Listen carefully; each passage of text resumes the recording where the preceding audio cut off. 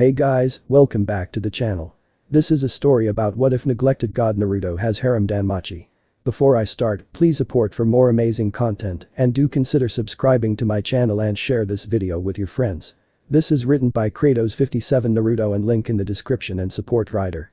Let's start the video. Prologue. The Ashen Earth was scarred with gullies and valleys born from the various displays of power made by men and women, collectively known as shinobi.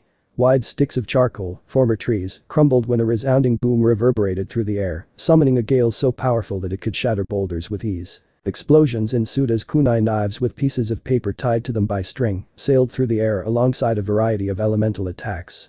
Wind, earth, lightning, water and fire, each of them had a significant presence, and each had taken up a variety of forms that included, but not limited to balls, sharks, dragons and insects. A single ball of wind, the size of a basketball, appeared at the center of the battlefield, and every attack was promptly forced into it because of its immeasurable suction power, yet somehow the earth below was left untouched. Soon the sphere, now no longer wind, but instead an amalgamation of every natural phenomenon possible, floated towards the other side of the battlefield and exploded, sending hundreds of bodies into the air. The space between the fighters was immense, so they decided to use arts known as ninjutsu to battle at a distance.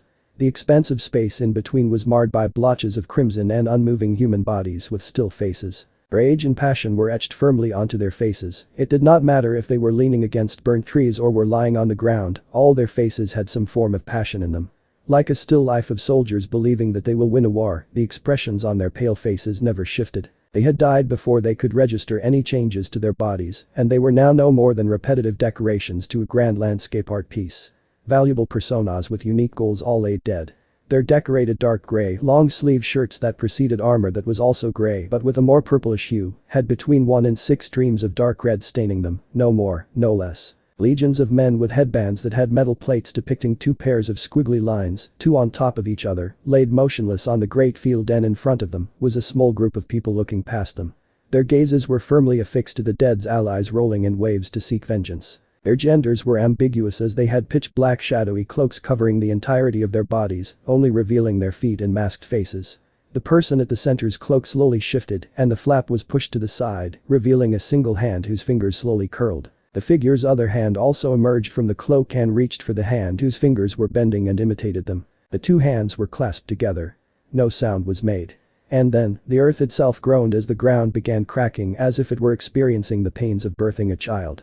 Flashes of light, jets of water and a countless number of projectiles descended upon the group, hoping to destroy it before any more lives were lost, but alas. The tree of great proportions erupted in front the masked people, blocking every attack thrown at them by enemy shinobi. His index, middle finger and thumb, from both hands, separated from their group and formed a new hand sign. His right hand slid below his left slightly, creating the ram hand sign. The soldiers from the other nation had been overpowered in close range and opted to fight at range, and now were attempting the very thing they were outclassed in at the beginning. An unfortunate blunder. Mokuten. Sashiki, no jutsu wood style. Cutting jutsu, he muttered those words with ease that failed to match the scale of what they triggered. Words that served a guillotine for people rushing at them. It was over. Legions of men were down on the grass with spikes of wood protruding from their chests. Their well-muscled bodies became gaunt in an instant as the stakes embedded began distorting and growing lumps.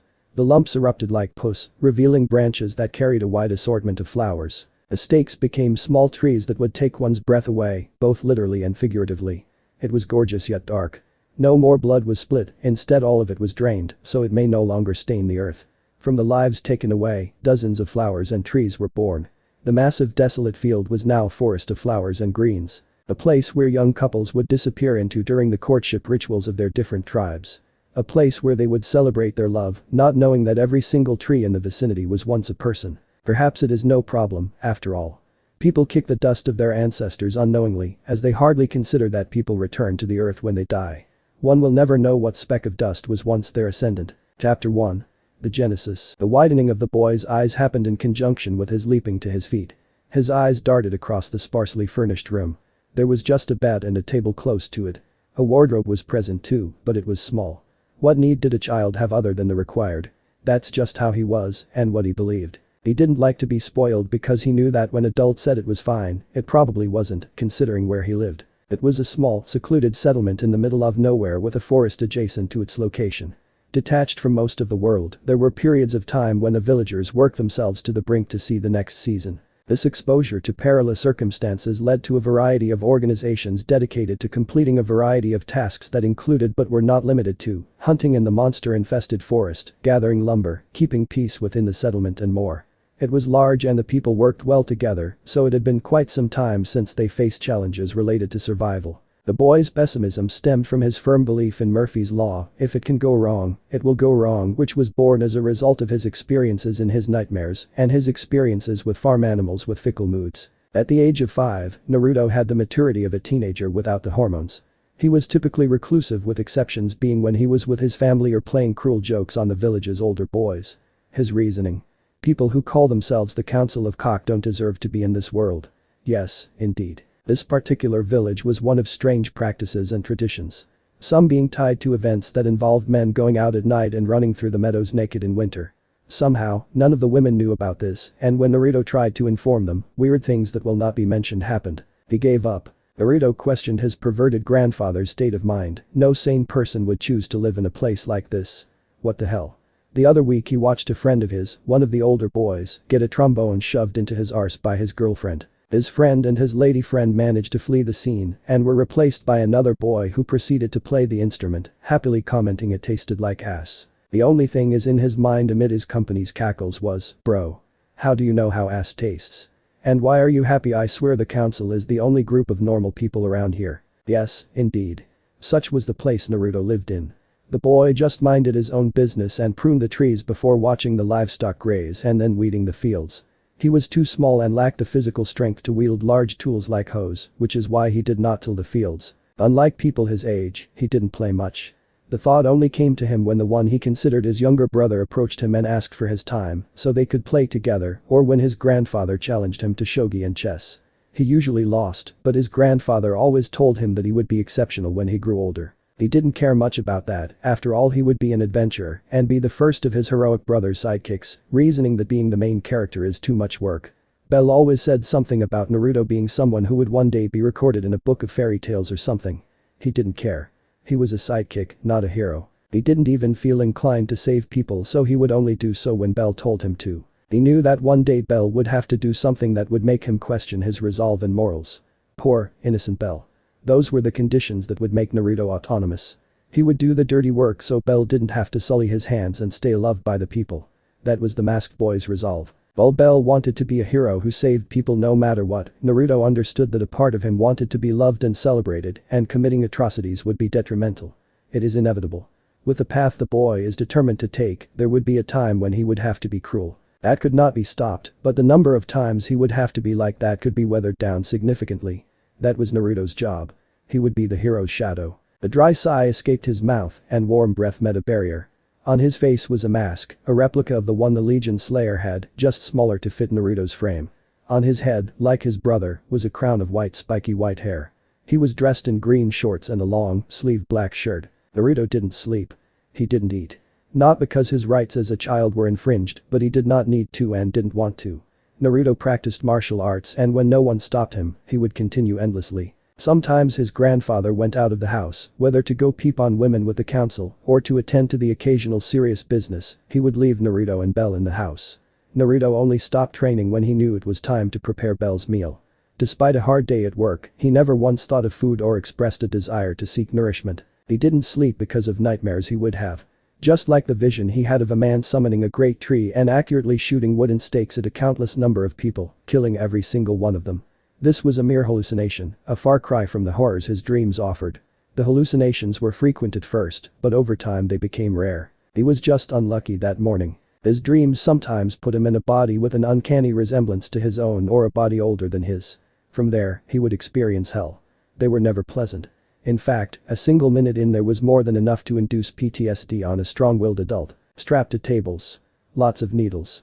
Thrown into forests with gigantic trees and equally enormous monsters, and forced to survive while watching many other children his age getting gobbled up by eldritch creatures.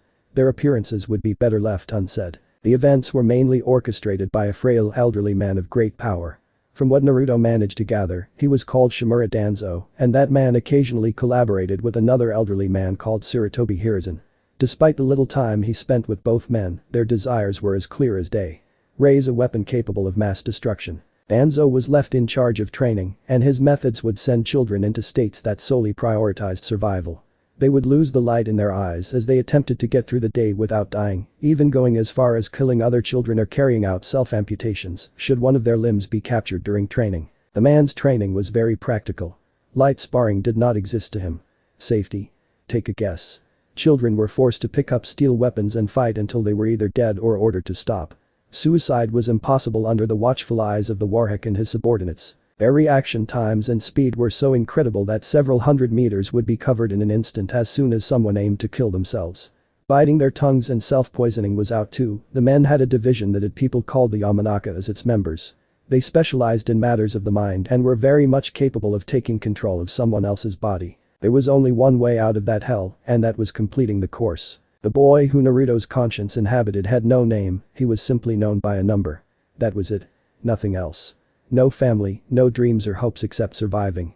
Naruto was forced to watch and experience as the telltale signs of Marie Antoinette crept over the boy and the others. His one sunny hair slowed bleached as days passed until finally, one day, it turned white like snow. Just like him. Naruto didn't want to think about it. His childhood was amazing with his not-so-cool little brother, so there was no way that was him. He never killed anyone. He would never hurt anyone without provocation. Naruto's ability to reason failed him because he dedicated everything to forgetting. He didn't want to remember anything. Nothing. Not anything. Nothing at all. Strangely enough. He never broke, but the repeated experiences made him stay up. He'd wake up, screaming, crying and begging for mercy, and would be unreceptive to attempts to calm him down until he himself got a grip. At some point, the last straw was drawn, and Naruto ended up staying up all night, fearing that he would be tortured again. 1 night, 2, 3 weeks. Nothing. No fatigue. No negative effects to his psyche. Nothing. He would be fine. Now at night, he would pretend to sleep so that Bell could sleep before rising and aimlessly strolling around his room or staring at his wall, sometimes sitting down at his table and sketching a few images. He was someone who enjoyed art and occasionally caved into his desires to draw when he wasn't frolicking in the meadows or watching fish chase after their prey. It was a pleasant way to relax. A good night's sleep didn't mean anything to him, so he had to find other ways to relax, lest he starts thinking back to the horrors he used to experience. Despite the pain he experienced, Naruto was able to mine a lot of benefits from his dreams. Horrors aside, it was a treasure trove of information. With his excellent memory, he memorized the various techniques his in-dream instructors would force him to learn. While not perfect, his memory was supplemented by his body which already knew what it was doing. Muscle memory he didn't remember accumulating. Naruto was indeed a strange child. Without any exposure to the lands of the East, he could fluently speak and write Japanese, though some symbols he used did not match the standardized characters.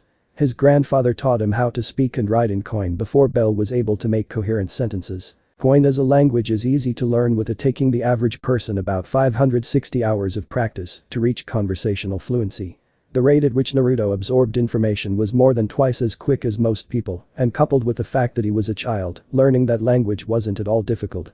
His maturity allowed him to comprehend more complex subjects. He spent a lot of time in his grandfather's study when he wasn't busy or playing with Bell or clowning on the council or frolicking or drawing. The previous night was one of the ones where he didn't walk around aimlessly, he instead sat on his bed and stared out the window, observing insects tackling each other.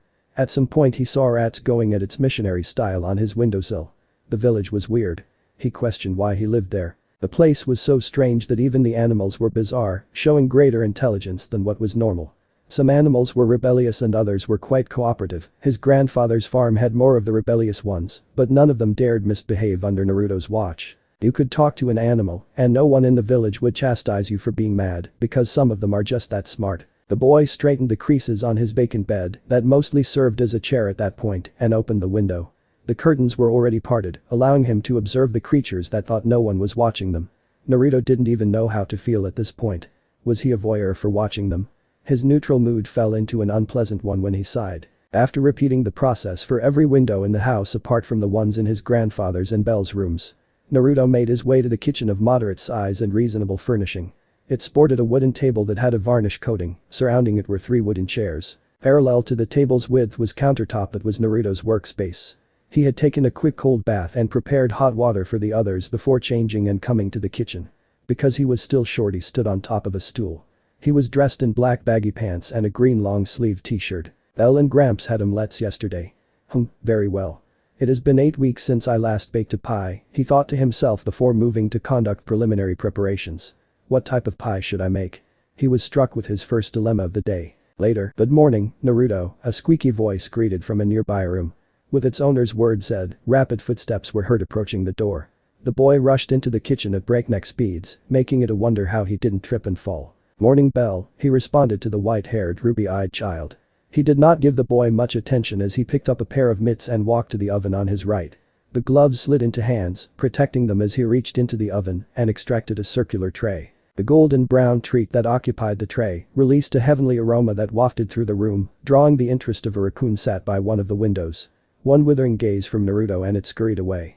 Naruto, don't be mean to Mr. Kubo, the child chastised. I'd rather kill it to be honest, there is no telling what's going through that thing's head or what's under that fur. Naruto kept that part of his thoughts to himself and instead looked towards the most logical answer, which was admittedly pretty silly, because Bell was a child. It's a raccoon. It's filthy, Naruto responded without care. Living with Naruto for so long allowed Bell to pretend like he didn't hear that. His attention was now elsewhere. Bell's eyes shone in recognition, watering at the mouth as he vibrated on his seat, cheering, supper, supper, supper. It's morning, it's breakfast, Naruto corrected, feeling a small smile creeping onto his face. His sour morning had taken a 180. He loved this kid to death, so it took everything he had not to call him a squirt and ruffle his hair. Naruto's hands were a little dirty, and as a fellow owner of hair as white as virgin snow, he understood the struggles of cleaning it. No, supper is the best meal of the day. This is the best, so this is supper, Bell puffed his cheeks, crossing his arms and turning his head away from the boy, who stared at him amusedly. You haven't even tasted it yet, he held in a pleased sigh at the adorable display. Alright, Bell, it's supperfest, he tried compromising by meeting him halfway with a combination of the terms. No, it's supper. Supper. The child insisted stubbornly, causing the mask to sigh in exasperation. But grief, are we really the same age? He posed the question with a small smile on his face. Not that Bell could see it. Hey. The boy protested. We totally are. You are only older by a few months, so don't get so cocky, he puffed up his cheeks. I am smarter than you, Grandpa told me, he puffed his chest out proudly. Oh Bell, of course, that crone would say that, he thought. Naruto gave no response, instead, he directed his knife into the pie, splitting it in half. One for the head of the house and the other for the child. Bell watched the pie get split in half with a single flick of the masked boy's wrist, a testament to Naruto's excellent knife work. Bell's mood plummeted when he saw Naruto plate up the two halves.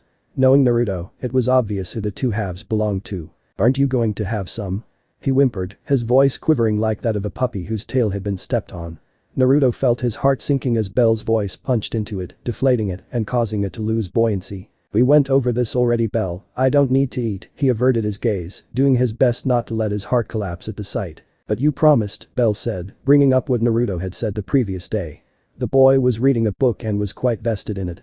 His investment caused him to miss what he had promised Bell because he just wanted to read his book in peace. Some children didn't seem to understand the concept of alone time. Bell's persistence made him say, yeah, I promise, now go away. Ugh, he winced as he recalled his blunder. Bell was practically like a fly trying to escape to the outside world but kept hitting glass. His persistence was extraordinary. What am I gonna do with you, I wonder? His wry smile was blocked from view by his mask. Okay, now go wash your hands before you eat, Naruto told the boy before turning his attention to the pie. Bell had a wide grin on his face as he excitedly threw his hands up, screaming K. Before rushing to a nearby basin with warm, soapy water. Naruto was too weak to pick it up, so he performed the tedious task of going back and forth with jars of hot and cold water. Bell returned to the table and showed Naruto his dry, glistening hands. The boy nodded in approval. He reluctantly cut off a third of the boy's pie and plated it for himself, and with that, Bell's pleasant mood was set in stone.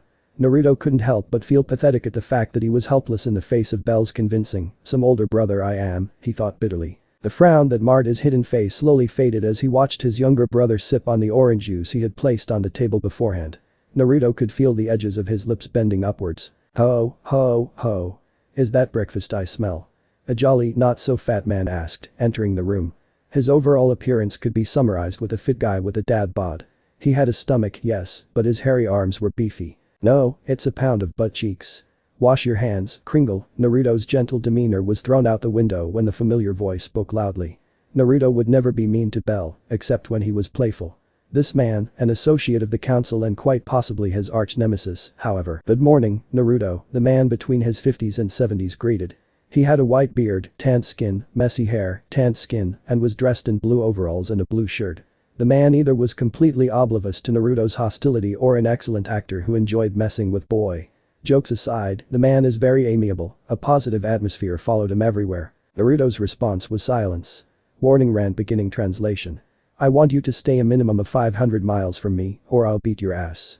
And wash those filthy things. I don't want you being a shitty example to my little bro. I also know what you do when you think no one is watching or listening. Wash them now. Trim your fucking nails. Your fingers look like charcoal splinters had been stuffed into them. You look like a divorced man. Scratch that, you look like a whipped man decided to run and hide from his wife. Have you no shame? I know you are avoiding her, you always get this fearful look on your face every time Belle says something about having a grandma. What are you hiding? Actually I don't care. Just wash your hobo-looking hands. Rant ended. The man complied with a slight flinch, having an idea of exactly what the boy was thinking about. His grin did not fade as he turned to the other white-haired boy in the room. Morning, Belle. The man cheerfully greeted the other occupant. The affection and joy in the elder's eyes were very real as he looked at the boy, as if he was gazing at his pride, joy and treasure. Naruto was the same to him, but the boy was well. It's Naruto. The man's grandchildren had a unique way to be approached. Belle not so much. Naruto. Yes. Definitely. Grandpa, Belle cheered, waving at the man bringing forth a grin. Belle turned to his self-proclaimed older brother, Naruto, don't be so mean to Grandpa. You will never a harem like me. Harem is the dream of every man. Harem is the goal of every great hero. Hey harem, the old man cheered. Harem, Belle cheered back, throwing his hands into the air and accidentally knocking a fragment of his pie into Naruto's hair. White as virgin snow. To think I had the courtesy not to ruffle his hair. Naruto was quick to protest internally. Say, harem with us Naruto. Harem. Belle cheered. No. Leave me alone, he responded in abject resignation. Hi harem. They called out in unison, shaking the room. Hi harem faint voices responded from a distance. Great, now the weirdos in the village are involved, Naruto's thoughts were sardonic. Belle and Gramps did not hear them because their senses were not gifted like his. Despite not being an animal person, he could hear and smell on their level, and despite not having a fauna, he could sense presences a great distance away. He was very athletic, at the peak of physical conditioning possible for someone his age. He was very much within the realm of someone who used steroids. The only reason the weirdos were not louder was because the women would be swift to deliver the iron fist. An ability Naruto so desperately wanted to learn despite already being an excellent hand-to-hand combatant. All he could do was sulk at his misfortune. I'm too young for this, he resisted the urge to fassip him. Naruto moved to his grandfather's side with a jar in hand and placed it next to him.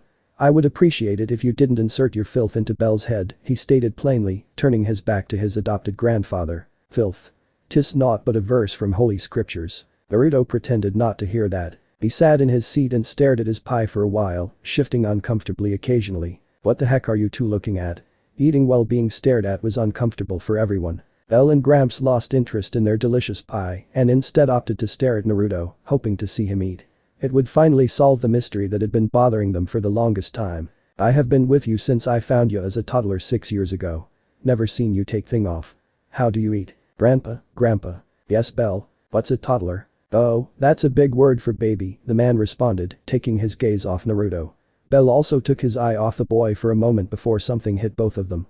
They both turned to find an empty plate in front of Naruto, who burped as if responding to their stares and mocking them. Dang, they both looked depressed as they reluctantly turned their attention to their food. The mask on his face. It was nigh indestructible and seemed cursed to forever stay on his face. This fact oddly brought him comfort for reasons he couldn't comprehend, yet so the only thing he could conclude was that he had a deep connection to it. Well he did, he could tell. Anyone who lived with him could tell. The porcelain mask that stayed strapped to the boy's face could affect his mood depending on how it was interacted with. If someone other than Belle and his grandfather stared at it for too long, it would cause significant distress to the boy, and attempting to touch it in any way would cause a copious amount of hostility and aggression from him. The dwarf hired to get the mask off him when he was a toddler only survived because he had a blessing, and even then, it was a close call. No one expected a baby to suddenly snap towards a nail and swing its arm at the man's neck with its tiny hands. He only survived because the baby did not have a fauna, and well, he was a baby. A baby with unnatural strength but really short arms. The toddler aggressively tried scratching at the man's arms, doing its best to harm him in any way possible. Naruto also had an extreme distaste for being the focal point of anything. He vehemently disliked it when someone looked in his general direction. It was unfortunate that his mask drew a lot of attention and caused undesirable feelings to well up within Naruto. That is the main reason he hardly goes into public spaces without Bell or his grandfather nearby to calm him down in case he snapped. His family was cool. They watched out for him and he would do the same. His dreams were loathsome, but he was a little thankful. The methods he was subjected to gave him a somewhat vague background in combat. He tried practicing, and his body seemed to have a vague idea of what it was doing as if he had practiced before, but his mind knew nothing. It wasn't very clear. It didn't matter though, he had the tools to protect his family, and he was thankful for that. Thoughts of Bell made it to the forefront of his mind. That dungeon oratorio nonsense, combined with his grandfather's love for women, was a terrible influence on the kid. Nevertheless, he felt the child wouldn't grow up into a person who would shame the heroes he looked up to. Naruto. At some point, Bell had left the table and rushed back into the room wearing a red cape and carrying a wooden sword. "It is I, Albert Waldstein, and I will save you," he announced proudly. His statement stemmed from all times he was roused by Naruto screaming and crying in pain. Despite being afraid, Bell still decided to be brave for his brother, leading sensitivity to matters related to the Naruto's mental health. He wasn't old enough to understand it yet, but his instincts made him proactively try to make his brother laugh or smile. As impossible as it seemed, Bell and Gramps always knew what expression Naruto had on his face, and so they knew when he was smiling. "Leave me alone, I want to eat my sandwich." The pie had caused a bit of a domino effect that led to him wanting more. He didn't need to eat, but food was still a stimulating experience. He required that stimulation because his life felt really bland at times, and food helped spice it up. Gramps sat at the head of the table. He had a small smile plastered on his face as he watched the children's interactions. Despite being an admirable man of culture, I mean deplorable pervert, the man was reliable. His love for women and fun never once took away from his duties as the head of his family. He always prioritized both his grandchildren over his pleasures. The man was so hedonistic that he rivaled the gods, yet he could turn all that off in an instant, leading to one swearing that he was an impostor. He was sometimes a good role model to Bell and always supported Naruto in his interests. The masked boy showed an interest in drawing once, and the man had multiple grades of pencils, paper and some canvas ready to be used. The boy showed interest in swordsmanship. He would spend the time he would use to have fun with his friends to carve quality wooden swords for him. The boy showed interest in combat literature, and Naruto was given access to his study that had a surprising number of books related to such. There were even guides on magic. Naruto didn't think of it much at the time and only questioned it much later in the future. Naruto ignored Bell and enjoyed the pleasant taste of ham, lettuce, mayonnaise, and tomato sandwich in his mouth. "Weren't you Argonauts last time? Go fight some haystacks or something," he shooed him away, causing Bell to pout. "It's Argonaut. You are doing this on purpose, and don't you mean windmills? Anyway. Let's go play Chris and the Hero Force." The boy forgot Naruto's rudeness in favor of making a request. What kind of name is that?" Naruto winced visibly, hearing the group's newest name change. That's right, there were multiple, and none sucked as much as this name. The Council of Cock suddenly sounded like a cool name, though he could definitely do without the part related to phallic genitalia. "Don't hate, it's very cool." Bell puffed up his chest and grinned. "I regret teaching you that phrase," he responded dryly. "Anyway, can't come with you. I am very busy today, need to get the ice cream from the oven, I mean have to hunt and stuff." He pulled a random excuse from the top of his head. Bell couldn't possibly defeat him this time. "Grandpa!" Bell yelled. "Go away, Naruto, I'll take care of everything." The man's voice was heard from his study. He recoiled, this kid can play that grandpa card really well. One of Bell's 3 signature moves, the legendary grandpa call. Standing below the Naruto call and roughly equal to the begging rabbit eyes, this technique allowed the boy to topple even Naruto's exceptional defenses. The Naruto call is used on Gramps. Deals 100 plus mental damage and deals 80 plus shame and 85 plus humiliation damage. In lieu of the iron fist ability of the village's women, the boy's glare coupled with his poisonous tongue was formidable. Even wild violent beasts didn't dare try the boy. Bell grabbed his arm and tried dragging him out, but Naruto's superior physical strength allowed him to resist the boy with ease. "Bathe first," Naruto commanded, causing Bell to pout. After complying with Naruto's wishes, Bell left his room dressed in red shorts, sandals and a khaki sleeveless shirt. "By the way, Naru," Bell started. "Don't call me that, what is it?"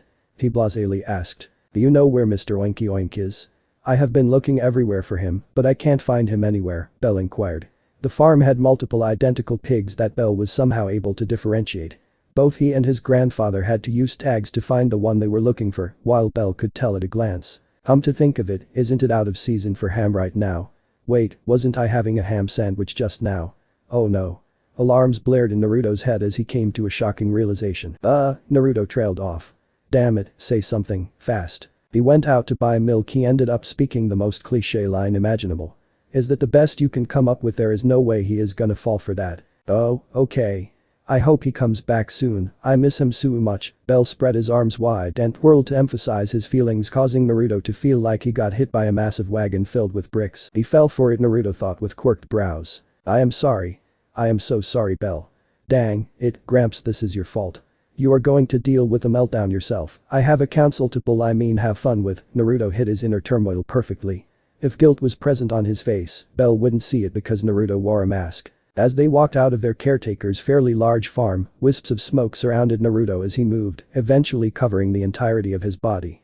Bell bounced on his feet in glee as he watched the smoke fade, revealing a cloak darker than the darkest shades of black. It fluttered despite there being no winds in the area, giving him a Dark Lord vibe. One that happened to betray his childish stature. It too was a replica of the cloak worn by the figures in the dream. That's so cool, Bell gushed for what felt like the 50th time that morning. You always say that, find another way to express how amazing I am, he chuckled, moving his hand up to Bell's head. The child shook it off and pushed him away. This is why no one likes you, he stuck his tongue out. Bell sighed and forgot Naruto's transgression quickly. Be nice, okay? Bell requested because he knew better than anyone that his elder brother was not the nicest person in the world. His snide remarks when spoken to by other children would often bring them to tears, and when they tried to get physical with him, they would restrain with ease. He never went as far as beating them up, he forced them to the ground and kept them there until Bell asked him to release them. He never spoke unless spoken to, and because of his dislike of being observed and touched, the boy was short-tempered. Despite this, none of the children in Bell's faction seemed to hold a grudge against him, instead they gave him distance and showed him respect. Being Bell's guardian by extent meant he was their guardian, and when rival groups attempted some show of superiority, Naruto would be quick to put an end to it. There was even a time when a goblin snuck into the village and attacked them during playtime, only to be killed by the masked boy after a brief scuffle. He generally minded his own business when nothing happened, so they left him alone. The only times he ever considered playing with them was during hide and seek, and finding him when he is hiding is nigh impossible. Hiding from him when he was seeking is also impossible, but they were all happy to take the challenge. Strange kids, in a strange village with strange animals and strange people. Okay, Naruto absent-mindedly responded, thoughts engaged by how he could silently get rid of Kubo without Bell suspecting anything. Oinky Oink was gone, so why not add more fuel to the fire Gramps would deal with? That raccoon was a menace. Naruto was always quick to approach the spot he found it at, and would always find parasites like ticks crawling nearby. That straight fur is clearly a hoax. What kind of diseases and parasites could that thing have? It was Bell's fault for feeding it, claiming that it would be his beast partner when he went to the dungeon. Desires like these always make Naruto keep an eye on him. Bell wanted to pet it, and it seemed to want to get close to Bell too. Yeah, no. That thing isn't going anywhere near Bell, was what Naruto always thought about when his brother and the raccoon looked at each other with interest. Later, and they still can't find me, he laid on his side and kept his head propped up with his elbow laying parallel from his body. He was at the top of a tree, laying on top of a branch. Their group effort in aiming to locate him was indicative of the game's length. Their commitment did not let them call it quits, and instead, they all opted to band together to assist the seeker in finding him. He could hear their distant voices chattering as they scrambled about, searching for him. The direction their sounds came from bothered him, but he was unsure of what it was until it clicked. Wait, the direction they are headed. Oh, no. His body was already in motion before he could finish the thought. Fuck. The fence still isn't fixed, so they definitely walked through. What are these guys doing? That's way out of the play area's bounds. A flurry of panicked complaints blasted out of Naruto's psyche. With the posture he maintained while he was stationary, his fingers were close to his mask's edge, so when he got up, he ripped one of them off. The adrenaline pumping through him waded through the pain as the wound quickly closed and another nail replaced the old one.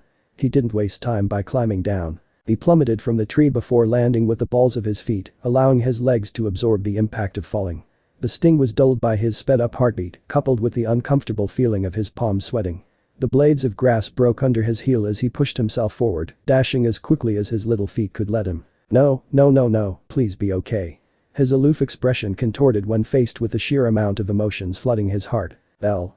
Wait, don't go that way, he yelled as loud as he could, nearly tripping over himself as the sweat on his foot caused it to slip out and rupture the sandal he wore.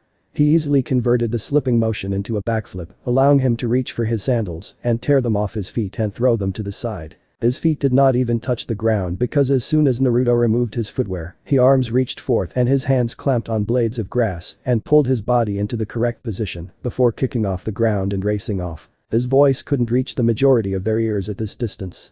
It was like the non-humans were deliberately ignoring him. The thought made the boy sneer as he remembered that adventurers hadn't arrived yet that season, so monster populations were at an all-time high. Monsters that escaped the dungeon used the power of their magic stones to reproduce, but unfortunately for them, this led to them getting much weaker than their dungeon counterparts. This made it possible even for normal people to kill them, so they grew more intelligent to avoid getting wiped out and made a habit of targeting weaker creatures for sustenance. This was why Orario dispatched groups of adventurers to kill off these monsters, because they threatened many people's livelihoods and children. Bel's ears twitched when he heard a faint rustle. Faint for him, considering the distance between him and the source, but very loud for the group's demi-humans. "Hey. I found him. He always hides up in the trees," Belle announced, rushing into the forest, blissfully unaware of countless bloodlust-filled eyes that sized him and the hero force up. "No please." Naruto covered the massive distance in less than a third of a minute, quicker than most children could, but it wasn't enough. He was too late. Ahhh. He watched a chubby ginger-haired half-elf dash away in a random direction with a small chubby green creature clinging onto and happily nibbling on his shoulder blade, despite its prey being very much alive and mobile. He turned his head and watched a cute girl with blonde hair and blue eyes, shrieking as blood stained the forest floor. He watched as dog-headed monsters tore into her stomach with their filthy crooked claws. Her screams echoing through the forest didn't deter them. What looked like grins appeared on their faces as they dug into the feast that was her entrails. The amount of pain was so great that she was quick to faint from shock as ribbons of her flesh and organs decorated the forest floor. The girl's body started twitching uncontrollably as it continued to express the exorbitant amount of pain it was in, even while the girl's conscience was no longer in this plane. Another child with blonde hair got stabbed through the eye by a goblin and failed to let out a scream as the monster opened its mouth, revealing several serrated saw-like teeth before clamping down on his throat. His hands desperately battered the goblin's face and body and got the opposite of the desired effect. Its claws secured his shoulders before it wiggled its green head left and right, sawing through his flesh and sending ribbons of skins to decorate the ground. The goblin then pushed him down and jerked its head, relishing the taste of his blood. It drooled as if it had been denied a meal for many days and nights and had somehow come across an exquisite morsel. Their nightmares meant nothing to his frantically searching eyes. Their pleas for mercy and to be saved fell on deaf ears as the boy ignored them and dashed deeper into the forest. People say they wish their dreams come true. To be rich, to dine on the finest of confectionaries and have access to the finest of women could be the desire of one person. Another could be more generous as they dreamed to be someone other people could rely on and look up to. Dreams made people detach themselves from reality so they could experience their heart's greatest desires without fear of obstruction or opposition. Every person's ideal place was in their dreams, but they forget one thing. Nightmares are dreams too. Naruto's dream was coming true. Instead of banding together, the children were driven into states that prioritized survival and scattered into the winds, leaving each other to fend for themselves. This splitting up allowed the monsters to have easy meals. Bell. Their nightmares to him resembled drying paint on the wall. Sympathy and empathy were lost to him, dehumanizing him, reducing him to a cub searching for its mother without care for its surroundings. Before dashing away, he ducked under a goblin and delivered a swift kick to its groin and shoved it away. Naruto. Bell. Bushes rustled as their branches broke from the speeding bullet that was Naruto. Thorns tore his flesh and punctured his body, but not once did he slow down. Wisps of steam diffused into the winds as his wounds closed while he ran in the direction of the scream. He deftly hopped over roots and onto rocks and swung to the top of a tree before kicking off the branch and diving straight into the greenery. His cloak somehow did not get caught as it dodged twigs, as if it had a mind of its own. The boy changed direction, skillfully weaving away from goblins and kobolds. Bell. He called out, and his response was a pained scream. Naruto's heart sank before nearly exploding out of his chest, dashed towards the source. Even if Naruto had gained a grip on his emotions and decided to be logical, he still would not give up for this very reason.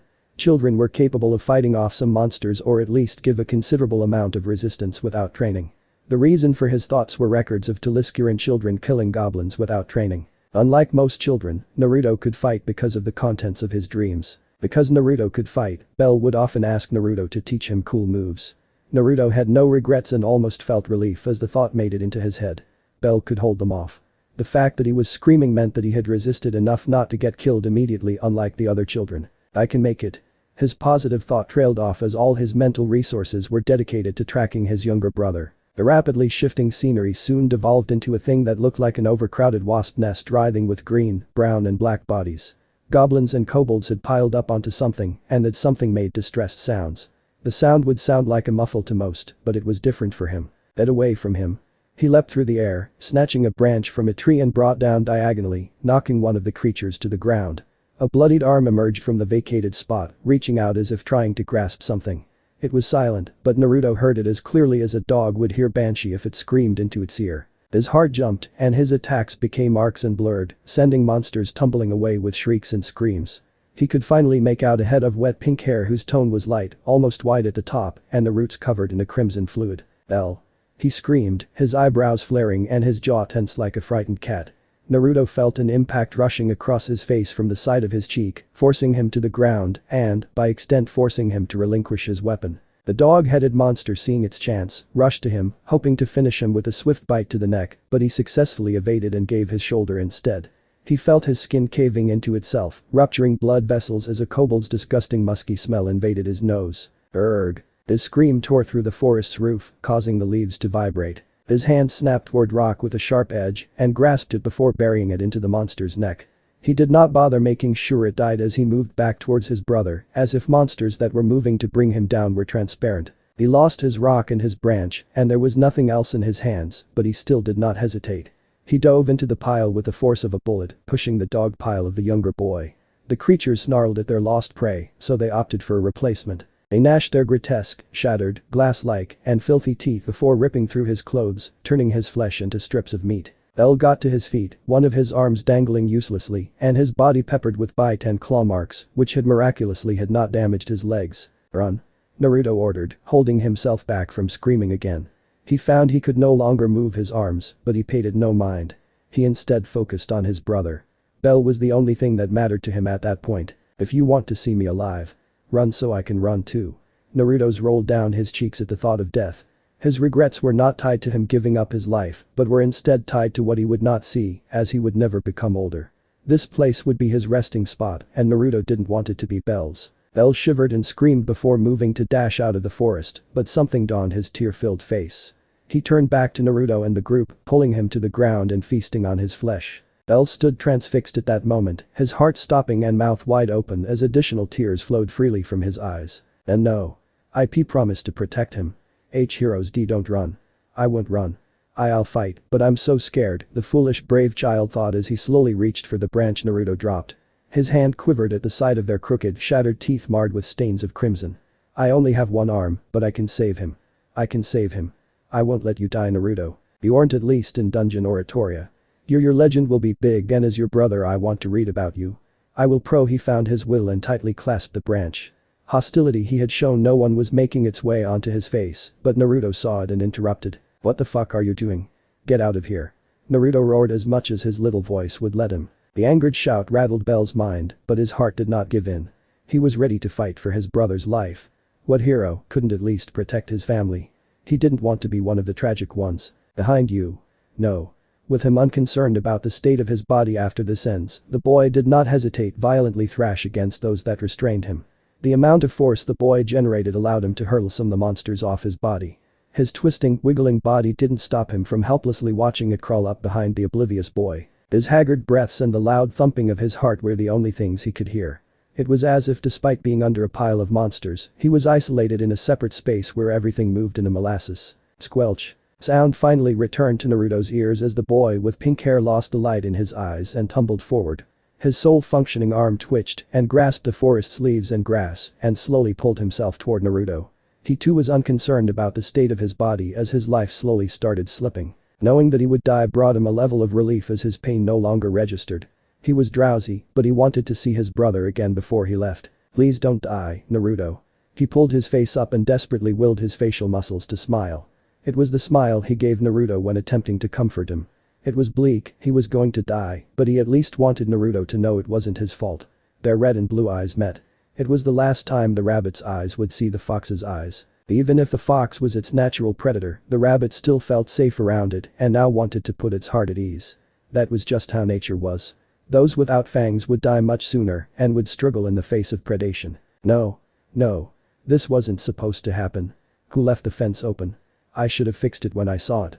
I should have never told Bell about my hiding spot in trees. I should have paid more attention to them. Regrets crawled out of the abyss like a legion of monsters seeking to take the world by force. Why? Why? The sounds of heavy sobbing overpowered the dying shrieks of children and roaring and snarls of monsters. The ground beside him crumbled as saplings started emerging from beside him. The creature's eyes widened in horror as there was a sudden overgrowth of flora that was sentient. The monster that killed Belle had a vine wrapped around its neck, coiling around the rest of its body like a constrictor. He couldn't help but cry uncontrollably, not from the physical pain of being torn into but the heat that burned at his heart. His tiny heart felt like multiple mountains were dropped on it. His arms felt like noodles, and his head felt like a crucible. I'm in hell. He failed to notice foreign shadows erupting all around him as trees and blades of grass came to life, thrashing endlessly and sending many monsters flying. Time seemed to slow down as light faded from Belle's eyes, as his hand slowly started losing strength as the boy crawled towards him. Naruto lost his entire left bicep, sending blood splattering onto the perfect green grass like a smear. He dove forward and reached his hand out to catch Belle's. It was cold. No, this is just another instance of Shimura Danzo being cruel. It's okay, calm down. His red eyes illusion should fade any second now. It's okay. It's just a dream. Any second now Belle and Grandpa will come into my room to calm me down. It's okay. It's just a bad dream. Belle's okay. I'm okay. His friends are all at their homes cringing as their depraved elder brothers describe what they want to do to women. Right? Kubo should be by the window again. When I get up, I'd better grab a broom and knock it away. Maybe later today I'll go hang with Oinky Oink and show Belle that I can finally tell the differences between the pigs without tags. And then next year me and Grandpa will visit an elvish forest and attempt to learn traditional magic for a few months. Grandpa promised it to us. Belle is going to be really strong, martial instructions from me with the addition of magic to his arsenal. He will surpass his limits. It's not real. Dreams are not real. Dreams are delusions. Delusions have no place in the world so it will disappear any second now. Why isn't it disappearing? Why? Why? Oh no. BLLL. I believe in you. Be strong and be a he number 42 number. Number E. The rest of the boy's words became incomprehensible as his voice fell into a hoarse whispered. He was gone. The goblin reached his mask to get rid of it so it could see its meal's face. The mask came off far easier than it expected, and the monster looked at the mask with mild curiosity and back at Naruto and froze. Naruto felt extreme lethargy, then heard the monsters panicking and screaming. He felt his hand moving, his body moving, but he couldn't understand what was happening. He soon fell into the land of dreams, oblivious to the happening of the outside world. The darkness fluttered, and sounds slowly started drifting into his ears. Mo, my, what's going on? Where? Like hi. The voices started becoming more and more clear as the darkness faded from his eyes. He laid strewn on the floor, completely devoid of the aches that came with being bitten. In fact, all his wounds were gone, his skin was perfect once more with no signs of scarring. His arm did not feel as light as it did when it lost its bicep, indicating the muscle too had been restored. He could move his arms with ease, so he was fine. The sky above had turned into a shade of pink. It looked familiar. What a silly nightmare I had, he tried chuckling but shivered. His nose twitched once, and his eyes widened in recognition as tears once more started careening down his cheeks. It was a nightmare, he assured himself, shutting his eyes not having the will to turn his head to the side.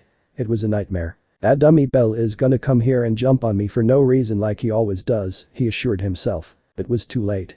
He already knew what had happened, but just couldn't compute. No, he muttered, as the voices he had been hearing became more and more clear as time passed. Where are my children, you fucker? Where are they? Bring them back. Cries filled the forest, prompting Naruto to look up finally. He didn't realize it at first, but he was in someone's arms. Someone had picked him up at some point and he did not notice. He didn't know who they were, but his heart was too worn to display the typical signs of aggression when someone other than his family touched him. He hung limply. I know these arms, he thought before wrapped his arms around the person who held him even tighter. This scene reminded him of a nightmare he had once had. Demon. That thing is still alive. Why does the Hokage let that thing live? What filth. He shivered slightly. He turned his head slightly and saw dozens upon dozens of people surrounding him and a group of lean people with scars and tanned skin. They had swords, bows, and staffs. A purple-haired prum with a tall hat stood behind where he was. His head dipped to the side and saw tiny magic crystals littering the floor, caked in monster blood. He turned again and saw a cadaver of the plump elf on the floor with chunks of flesh missing from his side, arms, groin, and calves. His gaze shifted again, and he saw a blonde girl, skin pale with roughly half her face missing, and her stomach open with her organs missing. The forest he knew was different. Everything was deformed. The trees were twisted unnaturally, the grass was a dull yellow as if it had been poisoned. There were overgrowths in random places. He no longer wanted to look around. His heart could no longer take it. He understood very well what had happened, so he instead opened his mouth and began weeping, drowning out the distant cries of crows and ravens. Later, the old man, with the help of the adventurers, dissolved the crowd. After that, Naruto was taken in for questioning to make sense of the circumstances that led to the children rushing into the forest. If it was one child, it wouldn't be too troublesome, but this was a group of more than a dozen kids, each from different families in the village. The number of people who lost their beloved kids was great enough to cause a stir in the village, and because of that, unsavory rumors of Naruto were spread like a blight. The boy went through the entire procedure without breaking character and left for his quarters after everything was done.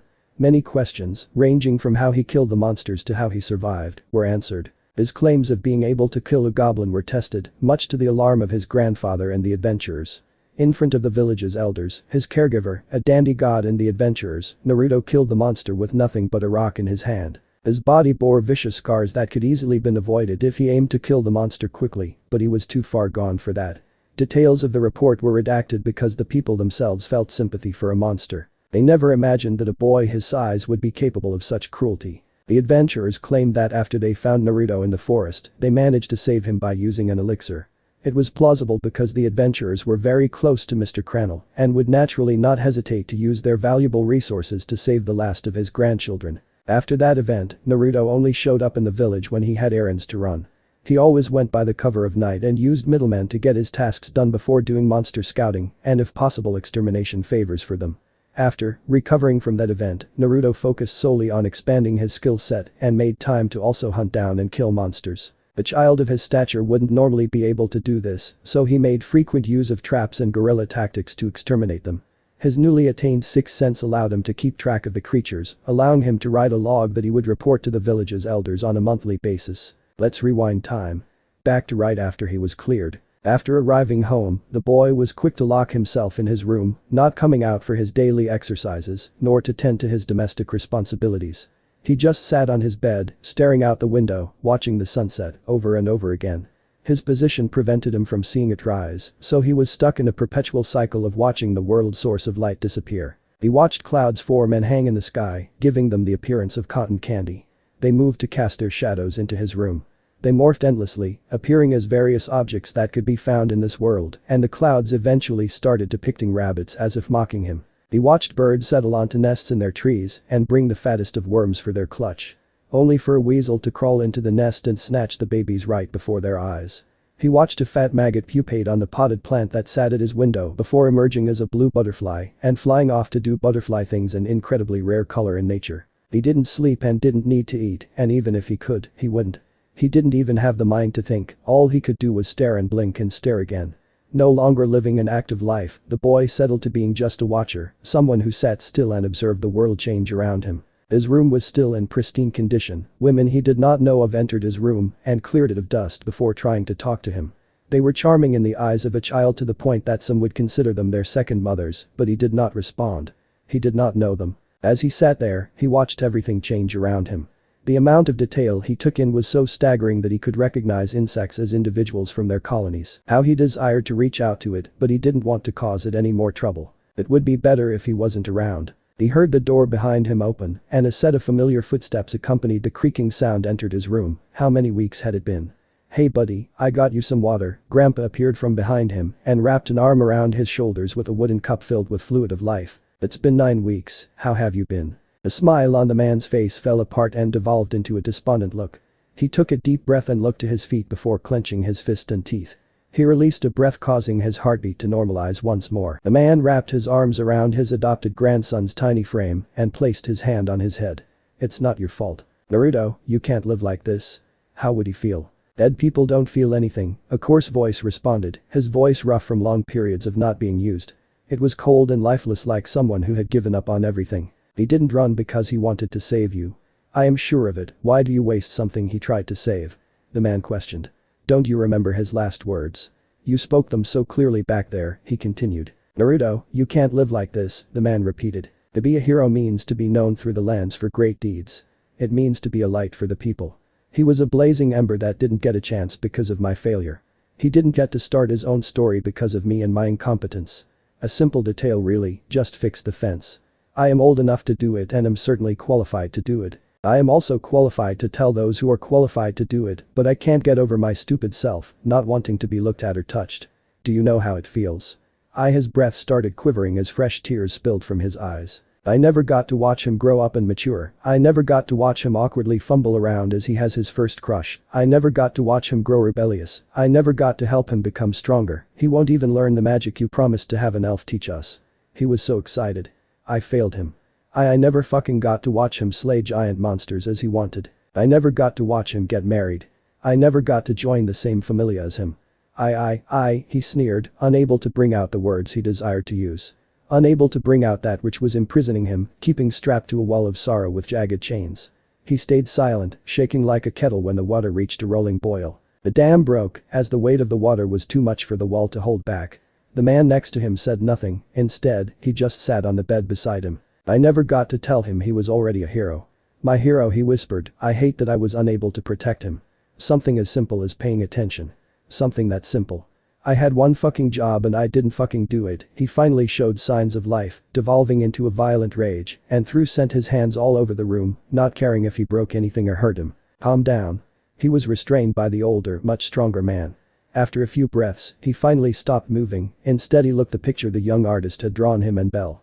The drawer was not present, a detail Belle had been quick to point out, but Naruto pretended to forget and state that he would work on it at a later date. His anxieties and worst nightmare came true.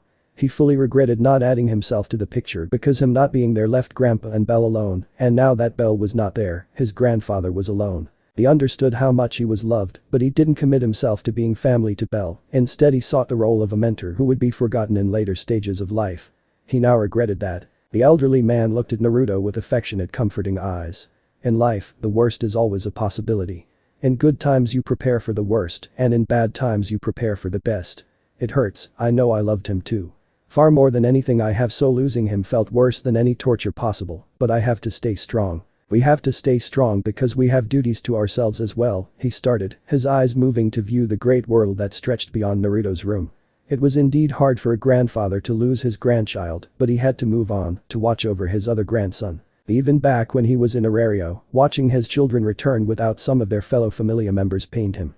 He was a god, an eternal. He was supposed to be used to it, but perhaps he was closer to being human than he thought as he failed to become desensitized even after losing many people.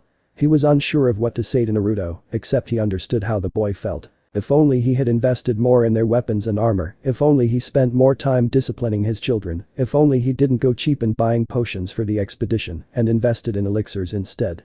If only.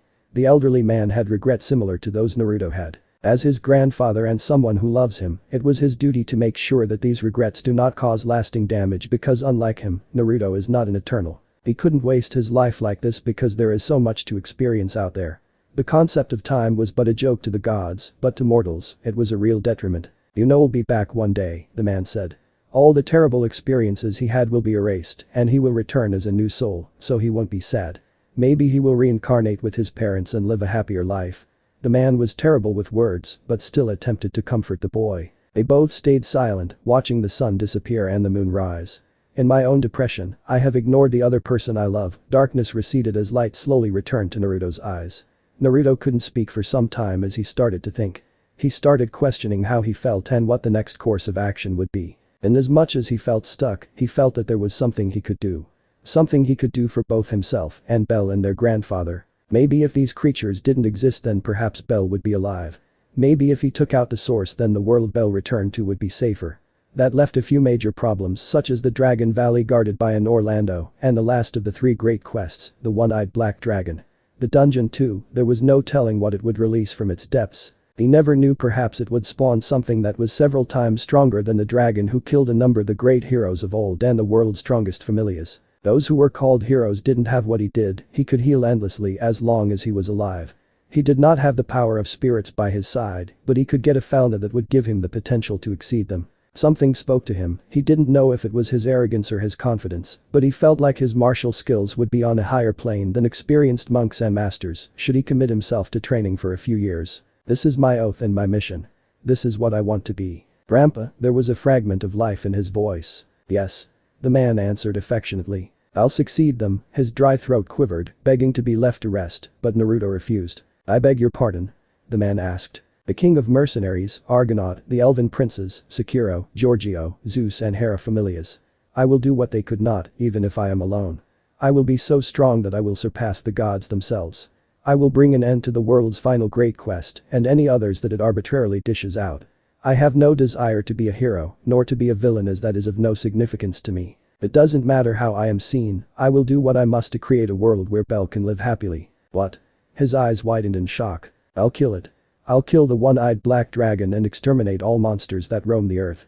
I want him to return to a safer world, he stated with finality.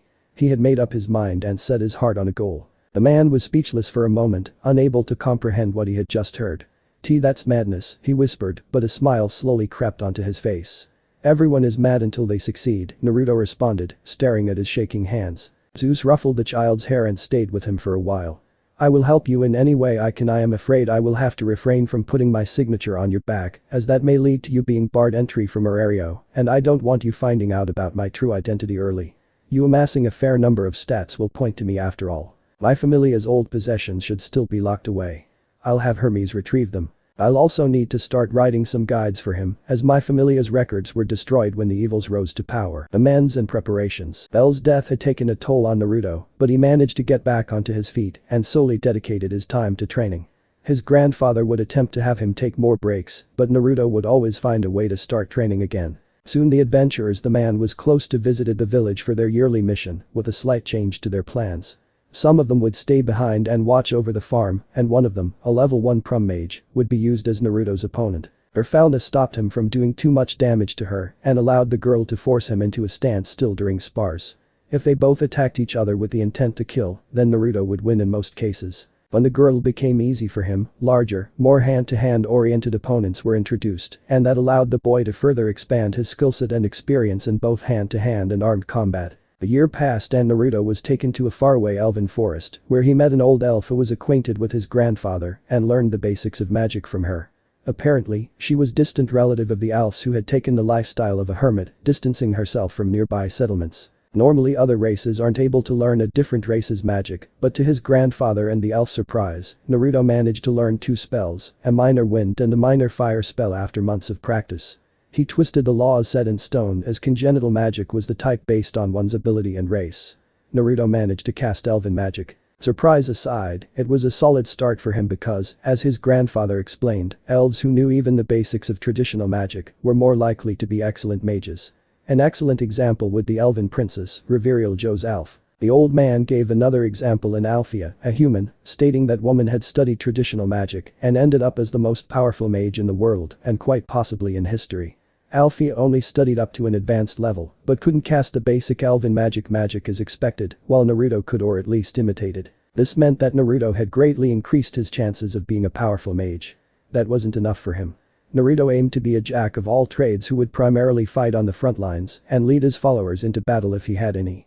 The closest match to what he wanted to be is the magic swordsman. With ridiculous magic power and equally absurd physical prowess, he aimed to be something similar to a mash-up of Zald and Althea. From there Naruto took to the books to expand his knowledge on subjects such as mathematics, law, culture, history, magic and combat.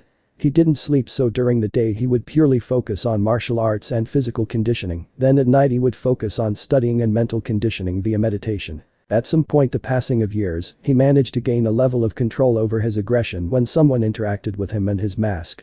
One of his grandfather's many guests had successfully touched it without drawing a negative reaction from him. His grandpa at some point left the farm to go on a business trip but never returned. In his stead the news of his death came, explaining that he had been ambushed, robbed and killed by bandits. Naruto nearly fell into depression once more but managed to keep it together. He received a will, and the man had left some items for him and a journal that confirmed that his grandfather had a history with the city of Orario. 8 years later, this was the day when Naruto, 15 years of age, felt like it was time to depart to Orario. After taking the necessary items and leaving the farm in capable hands, he went to bid the village elders farewell and thank them for their kindness during his stay, even when their public image declined. But the last of his goodbyes said, Naruto was well on his way to the forest before stopping. The village was a good distance away, and he was now in an open field with a few trees growing here and there. On one of the trees was a creature characterized by its gray, white and black fur. It had a ringed tail. "Kubo," Naruto muttered when he and the animal locked eyes. The creature had a doll covered in grime and dirt, but to his eyes, it looked like the filth had been cleaned off by clumsy hands. Kubo raised the doll into the air, reeled its arm back and threw the doll. It didn't have the power of a human, but the doll was close enough that Naruto could catch. "Thank you," he said to the raccoon, who tilted his head and yawned. The doll in his hand was something he made for Bell, who misplaced it. Bell commented that it was his favorite toy, despite him having countless others. That was one of the first times ever Naruto felt proud of his efforts, so looking at it now brought him nostalgia. Perhaps he would keep it as a memento. "Come here," he got onto his knees and the animal complied, jumping down from the tree and approaching him on all fours. He placed his hand on top of its head, gently stroked its furs. "Not as filthy as I thought or filthy at all," he thought to himself as he enjoyed the feeling of his fingers gliding through the animal's many hairs. Bell always wanted to do this, he thought fondly before reaching into his backpack and retrieving a large pastry. He took one of his spare jackets and cut a hole in it to retrieve fabric that he would wrap the treat in, then after that he would use string to tie it to the animal's back. It couldn't move something this large without damaging it, so he gave him Raccoon a makeshift backpack. Kubo was intelligent, so it would be easy for him to get it off. The raccoon batted Naruto's hands and scurried away toward numerous presences similar to it. So, he has a family now, huh? He thought to himself before rising to his feet. Because of monsters and spacing issues, the village did not bury their dead, instead, they incinerated them and spread their ashes in a place close to the forest. Naruto, however, was a powerful individual, and with the assistance of the Prum who stayed with him, they fended off monsters as they and the elderly man traveled to a deeper part of the forest, where a strange-looking tree was based. It was beautiful and helped make the flower field before it stand out. It was where Bell's ashes were spread. It was spring and all the white flowers had bloomed. Naruto's legs brushing against the petals caused them to detach from the stalks and drift away. The type of flower here was an irritant to monsters, and because of that, they never came here. Humans were also susceptible to the flower's poisonous quality, but only in excessive quantities. To Naruto, who was hardly normal, and to the Prum who had the blessing of a god, the poison might as well have been normal air. Their only worry was the elderly man, but to their surprise, he too seemed unaffected by the poison. "The day is the day I leave. I don't know what to say really, but this is the start of my journey. The journey to be the strongest. I promise you that I will do everything in my power to make sure the world you return to is safer. I can't do much about the people because peace impossible, I think, but I will end the monsters. Until next time, brother." As he spoke his final words, his cloak slowly manifested from a cloud of black. He pulled the hood up and went out of that part of the forest and moved to enter another part that would lead him to his destination. He had no one else to see or be seen off by, so he was fine. Hey Naruto. Except for that one idiot. Jake Fletcher, one of the older boys that Naruto had gotten along with in his childhood. He and his single-parent mother were the only ones that still bothered to come to check on him once in a while. He snuck into their house from time to have dinner with them. He was a Caucasian man in his mid-20s and had brown hair. His features were well chiseled and were marred by acne scars. He looked like the typical farm boy with his blue overalls and gloves. Naruto turned to him with curiosity in his eyes, his cloak fluttering slightly. "Oh good, I caught you before you could leave," the man said to the teenager. "Who told you I was leaving?" Naruto asked. "The point as usual." "Damn, this kid is way too serious," Jake thought, smiling wryly. "The adventurers who watch your farm," he responded with a grin. "Can't believe you'd leave without saying goodbye to us, man," he faked a pout, bringing out a snort from Naruto. "I'm still young, I like being alive," he stated dryly, referring to villagers who wouldn't dare attack him, but sometimes looked like they would. The man shook his head and reached out to clasp Naruto's waiting hand. "Don't die out there, okay? Become famous too. I want to brag to all my peers that my little buddy is amazing," he said cheerfully before suddenly looking embarrassed.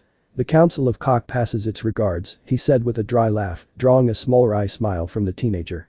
Jake was forced into joining the group by a friend of his. That group was a menace, but they too showed no hostility to Naruto.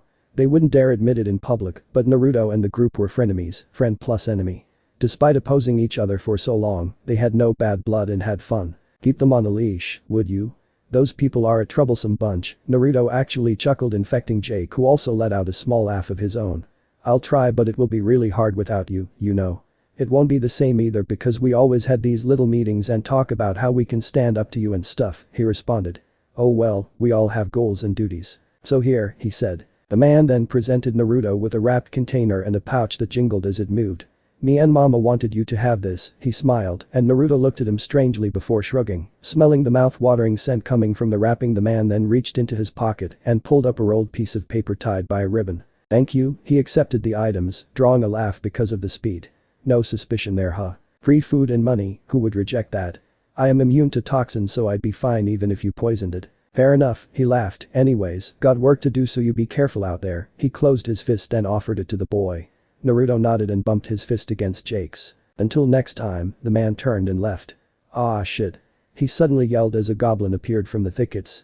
A knife buried itself into its skull. Thanks. His voice called out. Naruto shook his head and just started traveling. A farewell to the honorary council of Cock Elder. What the fuck? I don't want to be associated with those losers. His acerbic words could make a grown man cry, but he didn't even try to tear certificate. While looking at it, he had a small smile on his face, and his eyes had softened considerably. He carefully rolled it back up and put it into his backpack. The Council of Cock has now decided your fate. You're a memory replayed itself, depicting a group of young men surrounded by phallic objects. They all had serious looks in their eyes as they passed judgment to another young man who dramatically screaming no. They sat in a large room that echoed when people spoke, making their collective voices sound both divine and mystifying. They sometimes spoke simultaneously to add to the shock factor. Naruto was currently dressed in a black long-sleeved t-shirt, black, slightly baggy pants and black boots, with his cloak over his body and head. In the few hours that elapsed, the boy traveled through the forest, hacking away at shrubs and bushes, and killing any monsters he could not get around.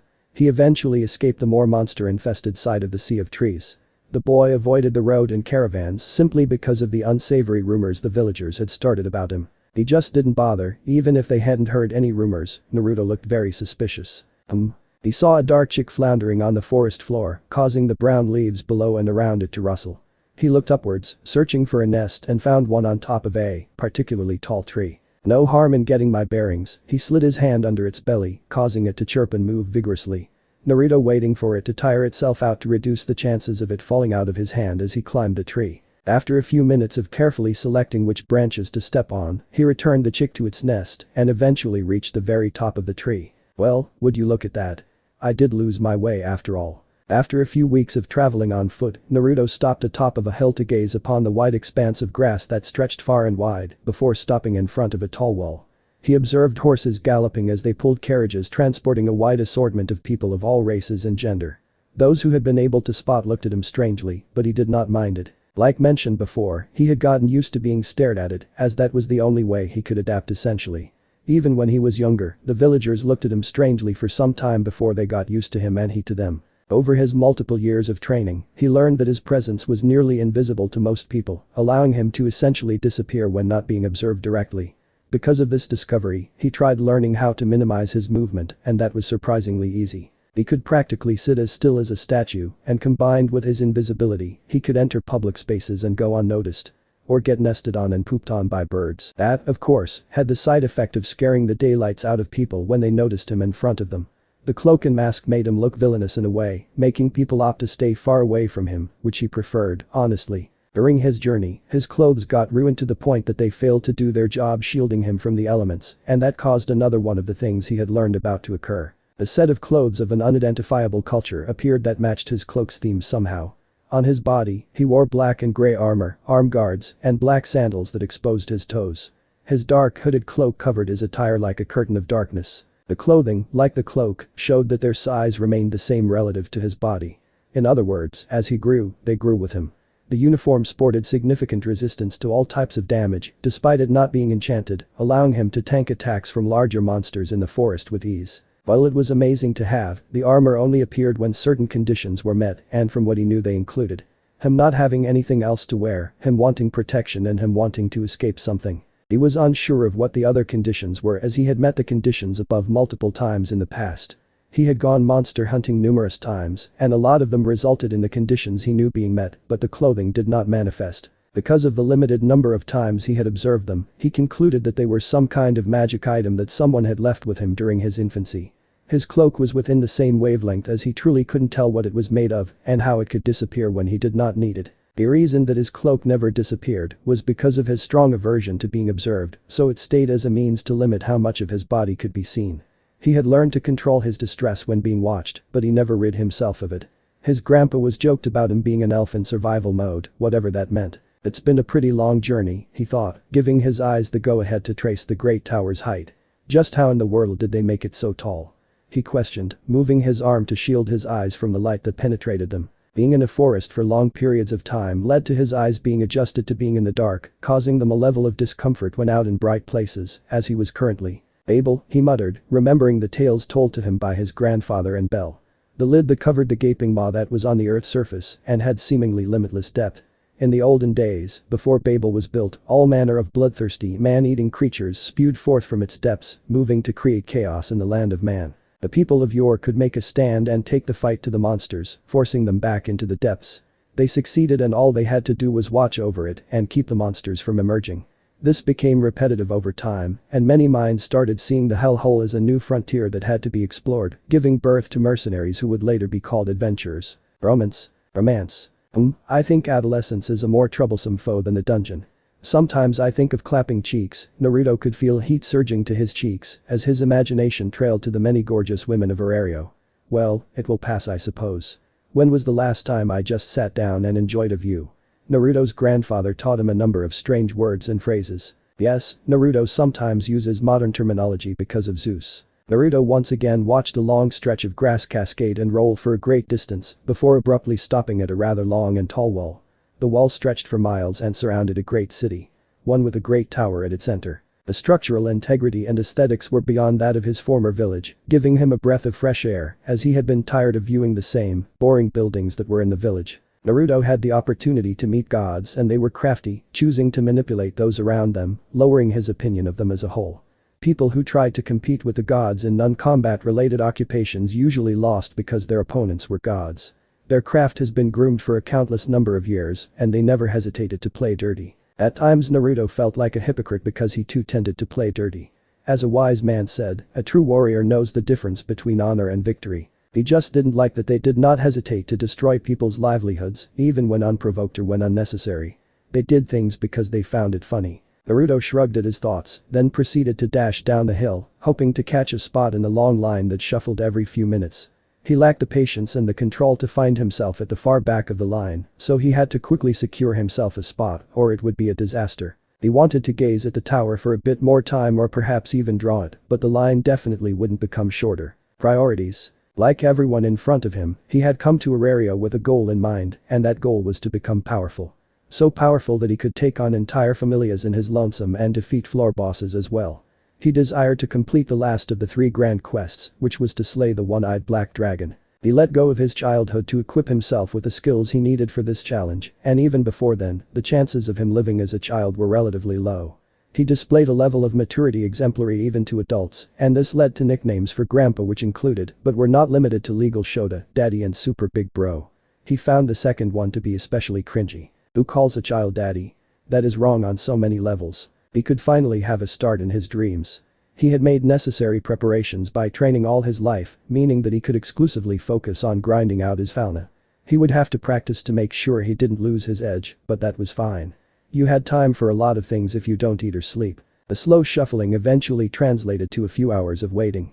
People who had decided to stare at him long since lost interest. Next. It was finally time. He moved to meet 2 people in a booth under the gate.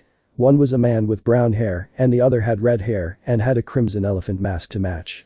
The brown-haired man's elbow was on his desk and his cheek on the palm of his hand, suggesting boredom, while the other sat upright. The man tilted his head before raising an eyebrow at the person standing in front of him. Hello, he sighed, standing up. Hello, Naruto replied curtly. His hood was already down, exposing his mane of spiky white hair. Both men stared him down. The brunette moved out of the booth and patted Naruto down before reaching behind the boy taking his tanto. He drew the blade and inspected it, and to his surprise, it was heavily worn down from what seemed to be heavy use. It was well taken care of, it just seemed like it had been used way too many times in quick succession. Looks like your partner is on his last legs. What got him to this point? Looking like this has led people not wanting me in their carriages, and a rumor about me in the village I originated from exacerbated this. I was forced to locomote on foot and it took me more than a fortnight to get here. Naturally, I had encounters with hundreds of monsters that were particularly aggressive, so I had no choice but to kill them off before they became troublesome. An intelligent bunch they are. I also had to get wood for warmth and shelter, but the machete I had was broken when I encountered a sword stag and then a bloodsaurus right after, he explained before showing the broken machete. Oh, really? What familia are you a part of? I have none. I am an ordinary wandering swordsman. He didn't know why he decided to call himself a wandering swordsman, but it did sound cool. Are you serious? The man at the booth and the man frisking him had wide eyes. Yes, Naruto raised his hand and punched the wall as hard as he could before presenting it to them.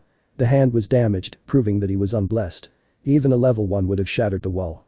Naruto pulled out a low-grade potion and poured it over his fist and flexed it after he was healed. Oh, so am I right to assume that you have come here looking for a familia? That is correct, Naruto responded. What type of familia are you hoping to join? Exploration type. Oh, makes sense, the man nodded at his answers while jotting them down. This isn't a standard question, but more of a me question, you know. How strong are you? I am at the peak of what is possible for my body without over-specializing in one aspect, he responded. He was muscular but not beefy like a bodybuilder, and he was thin too, but not like a long-distance runner.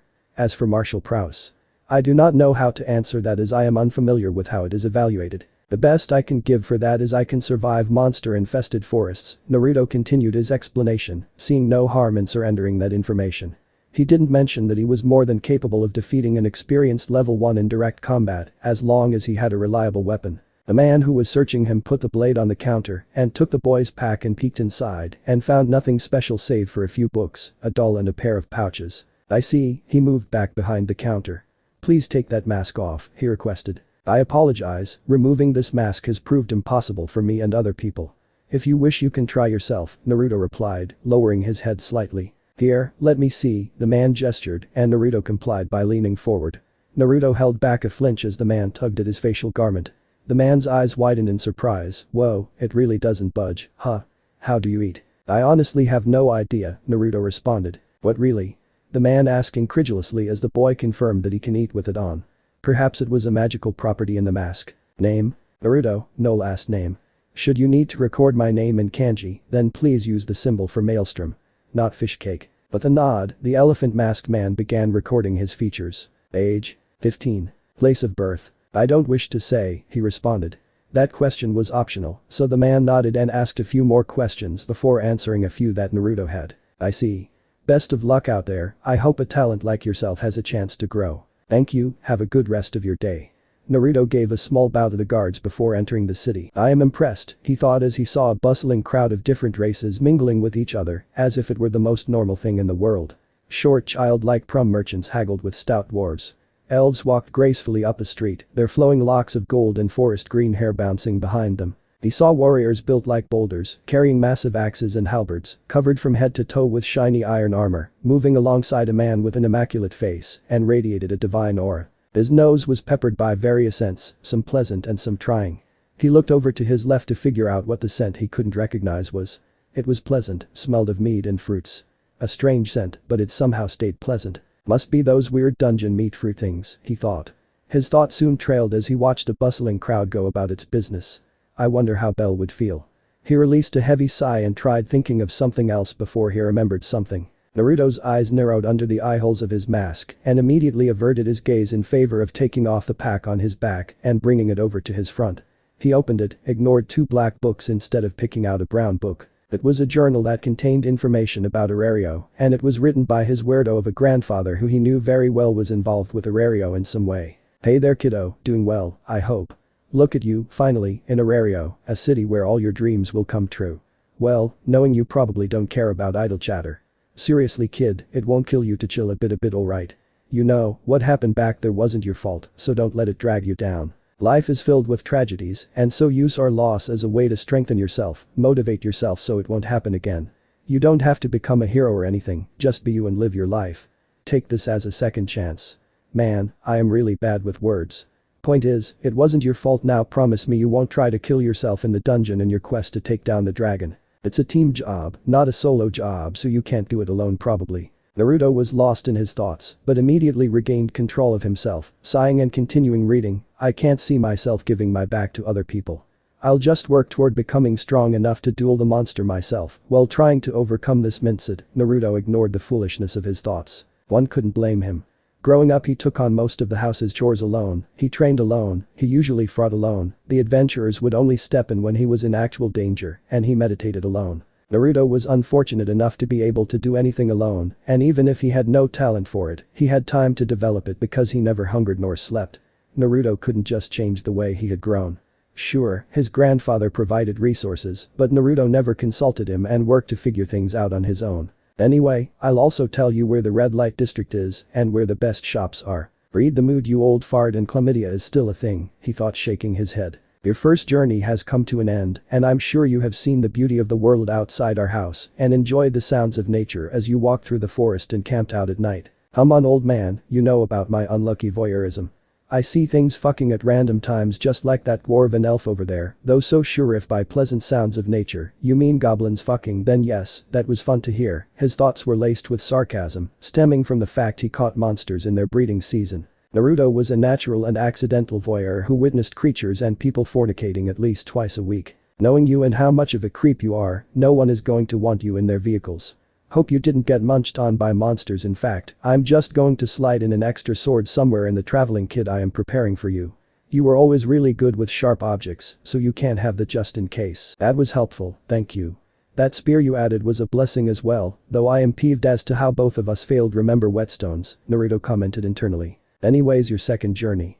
Now listen, kid, before you go into the dungeon you are going to have to find and join a family. You must pick a character you feel is right for you because some gods are just evil. They will play you to your last dregs just for their own amusement and won't show you any level of care. Please, Naruto. Don't rush to go into the dungeon, take your time and look for someone who is really chilled and respectful to you. It's kinda fortunate that you can go for a little while without eating, huh? Now, once you have found a good familia and got a felna on your back, what you need to do next is find time to read those 2 books I gave you. They may not look like much, but I promise you that they will be the most useful things you'll ever read. Don't lean on the knowledge you'll gain, K. Keep practicing your martial arts and magic when you get the chance. You never know when they will be useful. Naruto turned to his pack and looked at the books before nodding. I'm going to give you a basic rundown of Orario's structure, okay? Here we go. This city is massive, able to fit in a couple of castle towns. It's divided into 8 sections with Babel at the center. Look at the map below. A small but highly detailed map was on the page. He took a moment to look at it before moving on. Here are the more notable places. On the north-northwest and north section you will find various clothing shops and Goibnu familia workshops. I prefer Hephaestos, but it's just a preference, it's up to you whose weapons you will use, they both so good that there is barely a difference in quality. You will also find the Die Insect Familia's pharmacy there. In the northwestern section, you will find Guild HQ, lots of other shops, mostly bars and taverns, and the Rising Blue Pharmacy. They make really good potions, so you should check them out if Die Insect stuff is not to your liking. Southwest, Apollo Familia, stay away from them, they are creepy. There is a marketplace, so if you need any specific ingredients for your dishes, then check it out. You can even find ingredients you think are exceptionally rare. South-southwest has nothing exciting except restaurants made for civilians and stuff. South-southeast, Pleasure District. Wanna pop your cherry? Go there. Left plenty of coupons and tickets for you at the back of the journal. You are 6 when I'm writing this, so they'll be good for another 12 years. What the fuck? This man knew no bounds. Wait, these will be good for another 3 years. Teenage curiosity exacerbated by my lack of alarm due to my immunity to illnesses. Okay, these may or may not be useful, he thought. Freya, Familia's home is there too. You should probably stay away from them, but if you get them as allies then great job, you have a bunch of reliable people with you. Reliable nutcases. Careful with goddesses of beauty, they are all headaches. I don't think you forgot about Aphrodite. Naruto winced visibly at the memory. Ahem. Southeast, adventure graveyards. Digila Street, don't go there, they are a pain to explore. But then again, your sense of direction has always been incredible, you might just make it out. Northeast, Hephaestus Familia Workshops, Colosseum, a really nice park.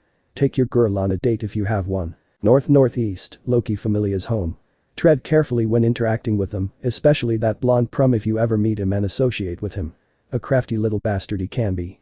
He is a little unstable because he wants to be a hero, and the type of hero he wants to be is pretty artificial. If you make one mistake that will besmirch his good name, he will cut you off. He has been crafty enough to avoid being called out for his occasional hypocrisy. Don't get me wrong, he isn't a bad guy, he just has priorities. He is exactly like you are, but more focused on how he is seen because he wants to be a replacement for Fiona, I think. Fiona? Isn't that the fictional goddess that was worshipped by Prum's pre-god descent? Wouldn't that mean that he is trying to be the hope for all Prums? Interesting, Naruto mused. You already know how he is called braver and sometimes the hero. Hermes told me that it was something that his goddess Loki pushed for during that Denitus. Please do be careful around him. Freya Familia is fine in my eyes, though that goddess of theirs can be a maniac. I ask that you don't be quick to judge her, you will understand in time. Now, I know you want to ask how I know all these things. Well, I may or may not have connections to a few establishments in Orario and may or may have not interacted with all these people. Do your gramps a solid, wantcha? Don't go around asking about me, I may or may have not been shitty when I was younger. Well, that's all for now. Find a familia and then proceed to the next page. The page concluded with a chibi version of an old man bonking his head, as if saying oopsie, don't tee me. What do you mean? May or may have not that man. Calm down, Naruto. You have better things to do. Judging from what he said, I am somewhere in the northeastern section. What a mouthful, I need time to memorize the official names of these sectors. The teenager closed the journal and slid it back into his pack before swinging it back to position. His feet gently smacked the stone-paved street, moving him forward past a petite goddess who was behind a stand, serving a brown-haired woman a steaming potato snack. The flavor it packed traveled with the steam that came from it. Smells good, he didn't cave into his craving however, and looked to leave. There was nothing of interest for him there. He was not in a rush, he had enough funds to stay at a decent inn for a few months. Thank you for you Patro, the youthful goddess paused mid-sentence after serving the customer. The cat-eared, plump woman looked at her strangely before shrugging and leaving, fried potato snack in hand. Her eyes caught sight of a mortal in a cloak and a strange porcelain mask. They are strange. What are they? I can't tell what they are. Are they a god? No. It can't be, they don't have a divine aura. The girl frowned at the curious sight. The person who walked past her starting shifting themselves further to the side and into the crowd, as if they had noticed her staring at him. The goddess couldn't help but feel compelled to investigate, after all that was one of the many reasons she had decided to descend into the mortal world. After descending into the lower world, she was taken care of by a friend of hers and ended up mooching off her, so she was kicked out of her friend's home. After copious amounts of begging, her friend gave her a room in basement at an abandoned church and found her a job. She attempted to create a familia, but no one found the appeal in an impoverished goddess who had no benefits to joining her. They instead wanted to join established groups such as a certain crimson-haired bitch's familia. She felt as though most mortals were the same, always seeking gratification but never worked for it. All they wanted to do was join the best so they could mooch off their fame. She both envied and pitied her crimson-haired rival and her familia. She understood that she was being more than a little hypocritical. A little while later the goddess closed up shop and waved to her manager and turning away walking away. Looking for that person is pointless, she sighed, remembering Orario's scale and the population that complemented that size. She sighed as she thought about the familia that was rumored to go on an expedition in a few days. That goddess noticed me, he noted as he briskly walked away from the stand. Doesn't matter, as long as she doesn't cause trouble, it's fine, he thought, moving his hand up to massage his neck. Now then, on to more pressing matters familia. I'm not too concerned about being mistreated anyways. All I want is a blessing, facilities and the like are no longer of significance to me. I can keep my edge sharp in the dungeon. I don't need to eat or sleep, meaning that the only thing I will spend money on is weapons. Wait, some people are put off by my appearance, but it can't be that bad, right? He asked himself. No.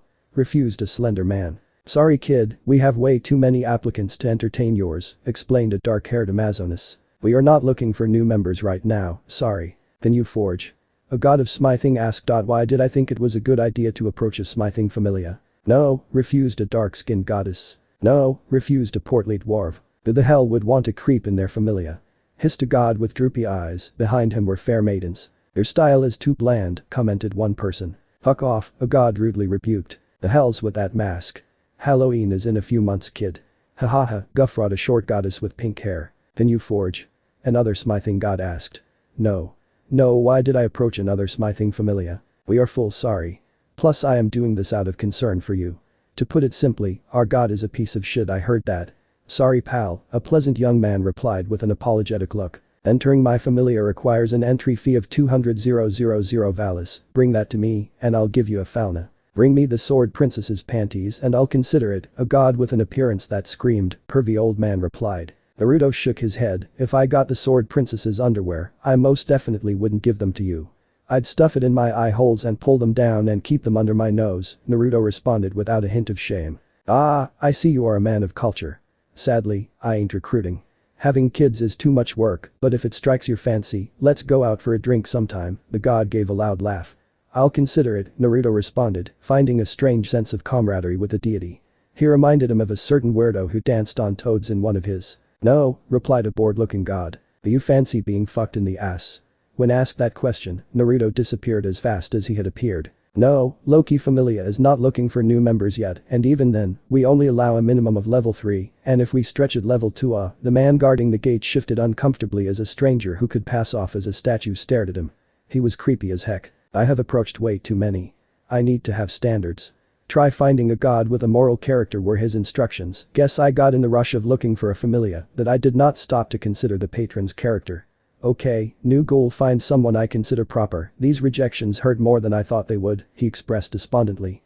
He sighed and moved on. He had a lot of money because of all the hunting he did, but he found himself losing favor with getting an inn.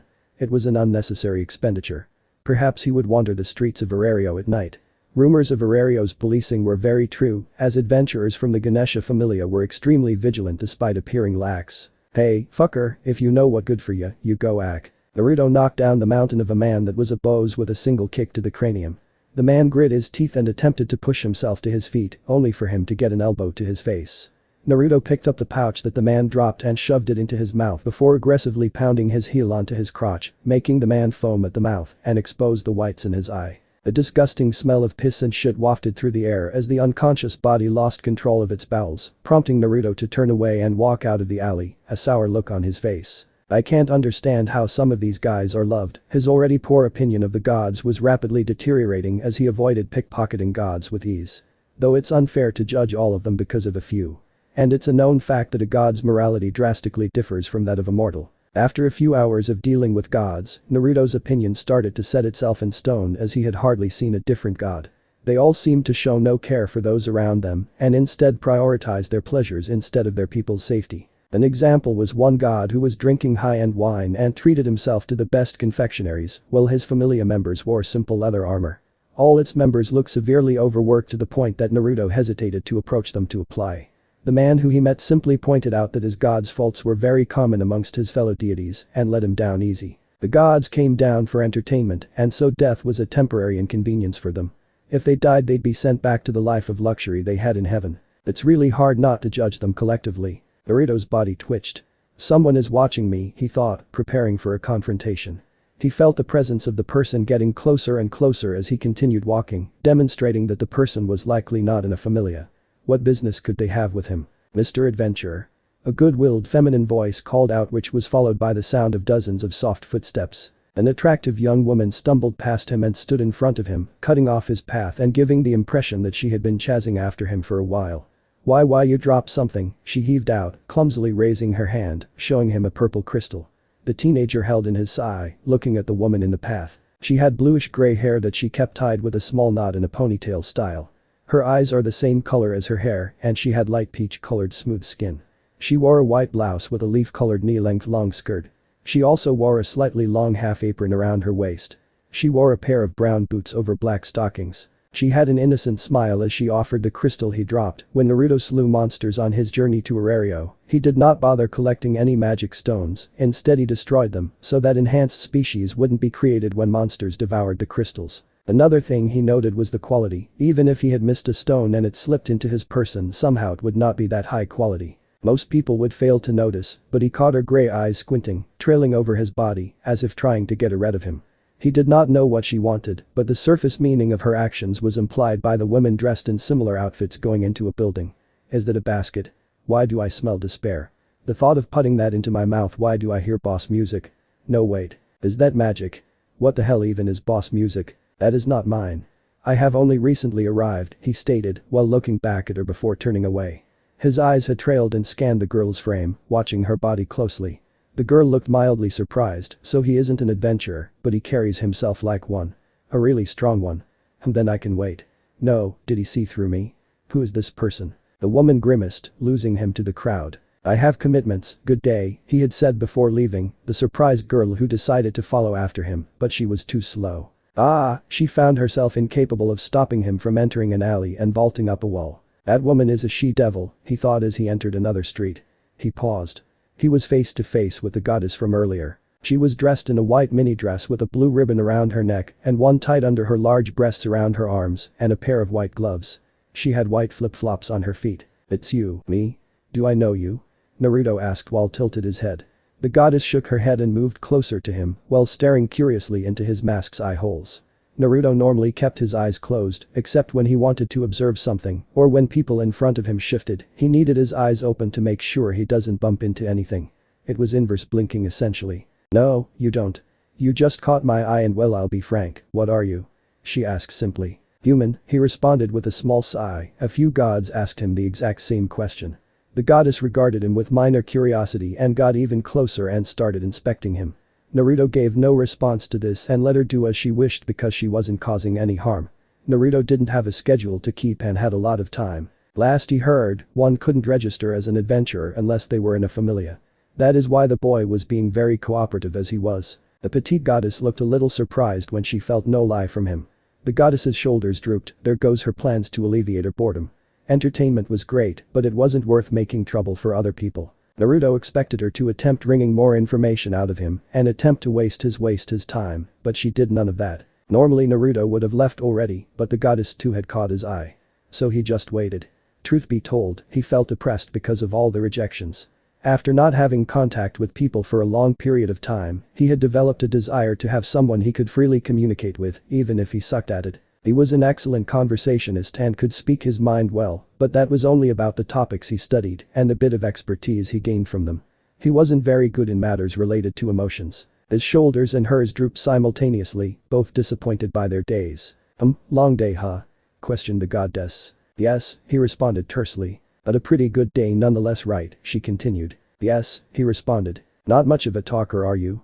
Could you be a courtier under that mask? I am, Naruto responded as he was pretty aloof as a person. The many terms his grandfather taught him involved the deers gods always talked about, so he understood exactly what she said. Wait, you know what that means? No. The girl's eyebrows flared when she detected the lie before realizing she had just been played.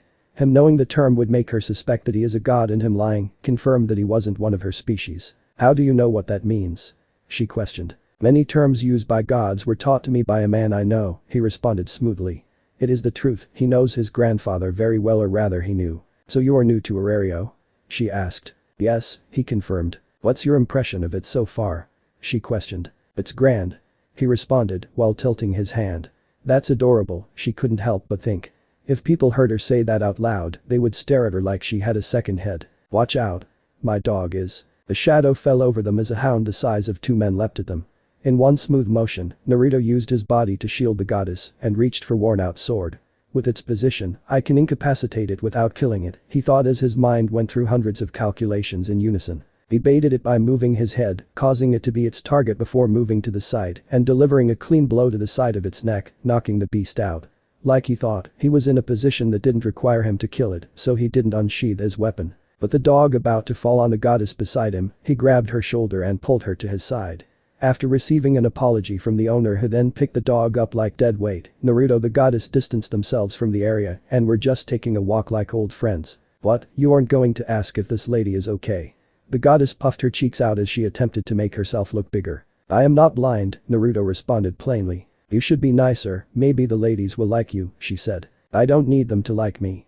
I can visit the pleasure quarter should my desires take hold of me, he responded, causing the goddess's face to turn red as she started sputtering. Naruto couldn't help but smile at her apparent innocence, she wore her feelings on her sleeves. He proceeded to listen to her lecture him about the importance of only having sexual relations with someone you loved. Hey, so why did you come to Orario in the first place, she asked. To be like my peers who die in the dungeon. Without the dying of course, he said to her, causing her to blink. That's dark, wait, you can joke. The goddess questioned. No, Naruto responded, drawing out a small laugh from the goddess. Of course you can. What familia are you in? None, he responded. Whoa. Really? Then how did you take out that dog so quickly?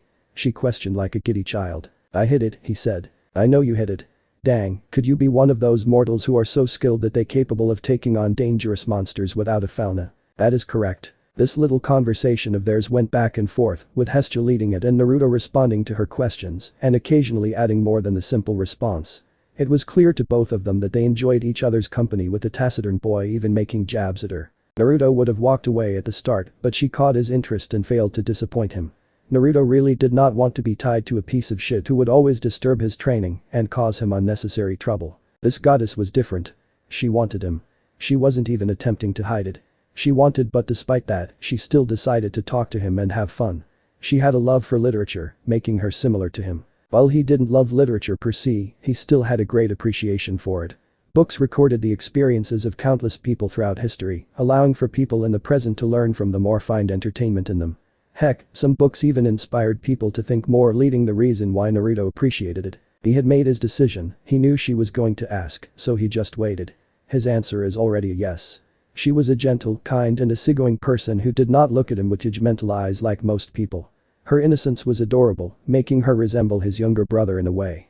If he was alive, he wouldn't be surprised if the two started a mortal-god relationship. That would be pretty funny. As they walked together, Hestia introduced him to finer areas around the city.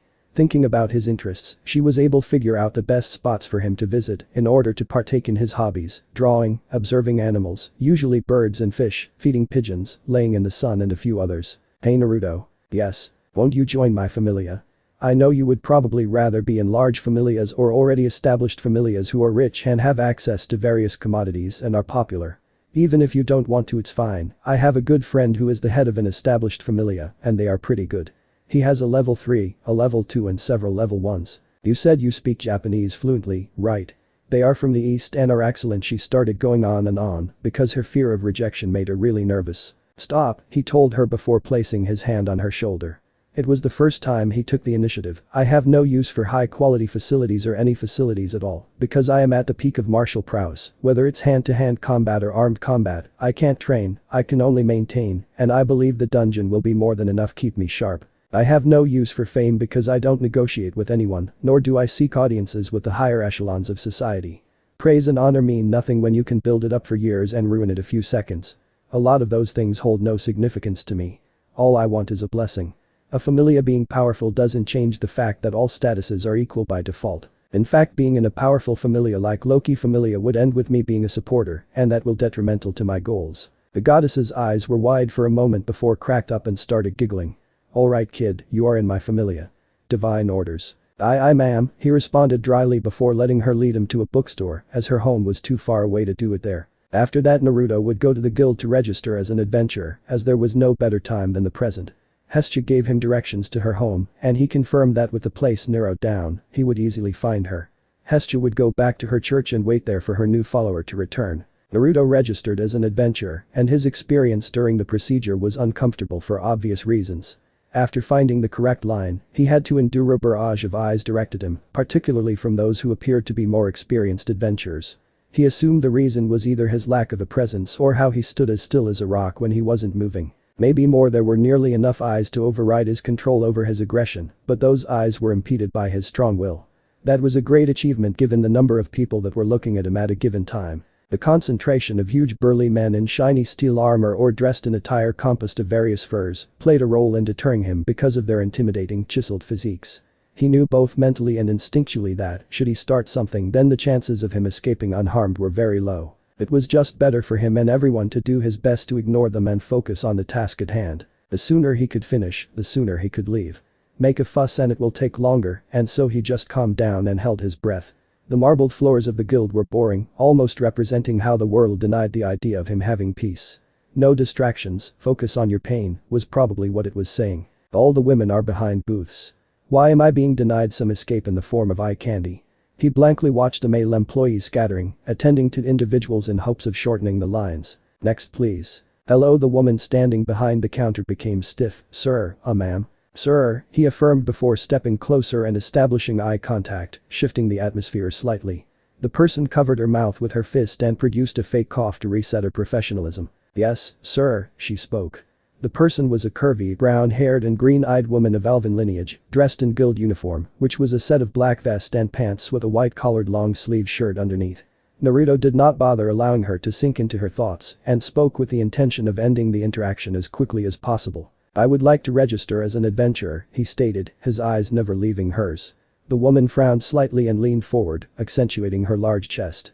Yes, yes, yes, yes, yes. I see, she straightened her posture, pulling her chest away.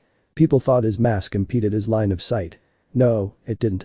As he watched her chest move away, he thought, no, no, no, no, no. Please give me a moment, she requested before leaving her post and entering another room.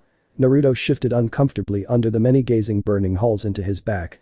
His eyes darted between the spot the woman had formerly occupied and the clock hanging atop a nearby wall. His eyes darted back to the counter when he heard the door open and footsteps approaching. Our apologies for the wait. We are going to need a commission of. The pouch was placed on the counter. His grandfather's journal told him how much he needed to pay for the registration fee, and he confirmed it during his talk with the Ganesha familia guards. The woman stopped, an inquisitive look from forming on her face as she observed him. Just who is he? She asked herself. Ah yes, she trailed off, staring at him strangely, not sure of what to make of his appearance or the strange air that floated around him. She could not understand what it was, but all she knew was that something about him was off. Very off. It was as if he was there and not there at the same time. Another thing was, although despite his lack of an aura, she still felt like he was dangerous. It was instinct that she developed over years of dealing with countless people and frequently interacting with some of Orario's strongest. The characteristics they had reflected heavily on him, such as how guarded he seemed whilst appearing unguarded or frequently checking his surroundings like he could be jumped at any moment. He carried himself with a sort of confidence that reminded her of a tiger, no, a fox. The blue eyes that reflected off her green eyes had a sort of intelligence to them. An intelligence that was borderline mischievous, like a certain crimson-haired goddess. Please hurry up, you are making me feel awkward, Naruto commented internally. The half-elf, unaware of his thoughts, brought out a quill and ink. Yes. Are you able to read and write? She inquired, preparing to assist him should he need it. Adventurers being uneducated was more common than most people thought, and as such the guild made it a requirement for adventurers to be asked that. If they could read, then the option of having an advisor would be open. There were certain exceptions, of course. Yes, he responded. He could read and write in multiple languages, even hieroglyphs. Wonderful, you are required to read our terms of service and sign here if you agree to comply. After that, I will need your patron deity's name, signature and address, she requested. A paper with Hestia written in hieroglyphics, an address and a signature made from the blood of a god, was placed in front of her. His goddess would have to come to the guild later to give her own confirmation of his induction into her familia. Ah, yes. Please find a seat in that section and read the terms of service before going through this paperwork, the employee requested. Naruto picked up the booklet and flicked all its pages before taking 2 pens, one from his left and the other from his right, and quickly dotted across all the papers, making the woman gape openly. Parameters such as background are optional. It would seem that the guild could care less about your history and only cares about the money you make them. It would be within my best interest to remember that if I cause them trouble, I can be incarcerated or banished. I wonder if the Valley of Dragons is good for leveling. But then I'd have to get past an Orlando. Their terms of service are a headache, but they will explode out of control if I get past level 3.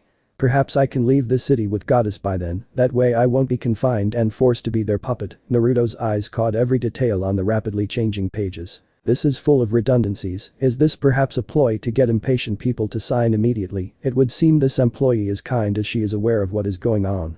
Whatever, these terms are not a problem for now. He placed his signatures on the required spaces. Sir.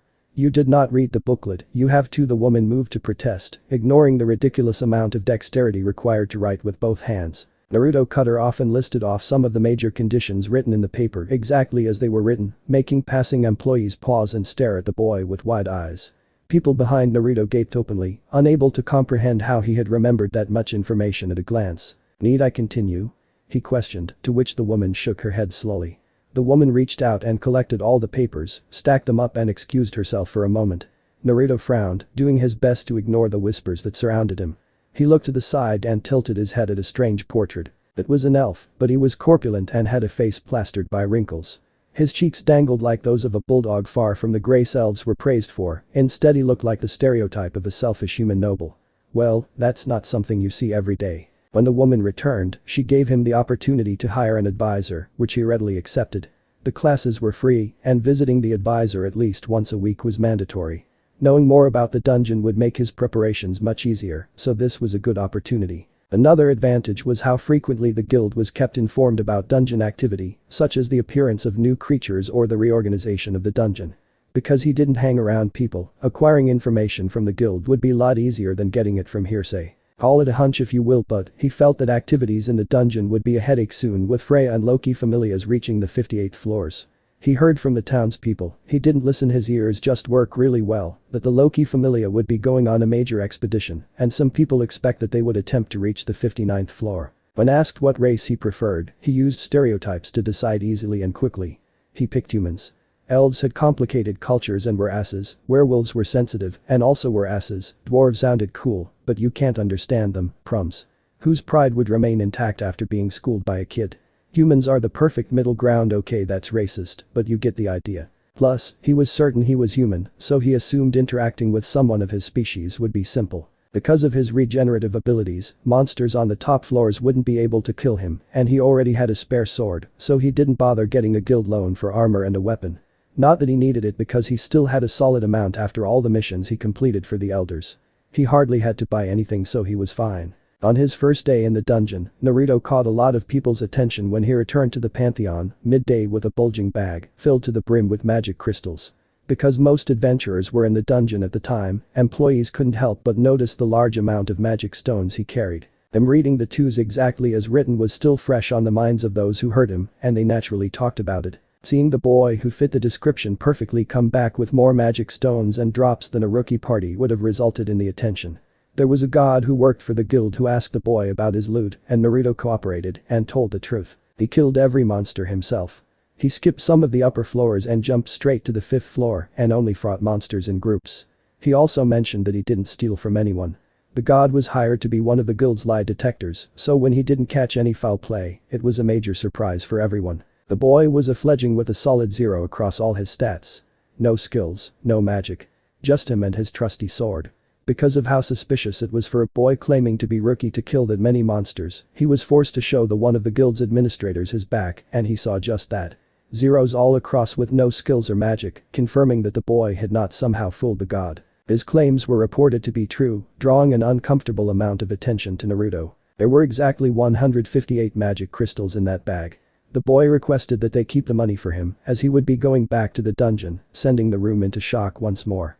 Prior to his request, him silencing the hall allowed the few adventurers and demi-humans around to hear the conversation where Naruto's was questioned about the suspicious number of magic stones. After that, the boy was taken away to a private room, only to return a few moments later with the admin following closely behind.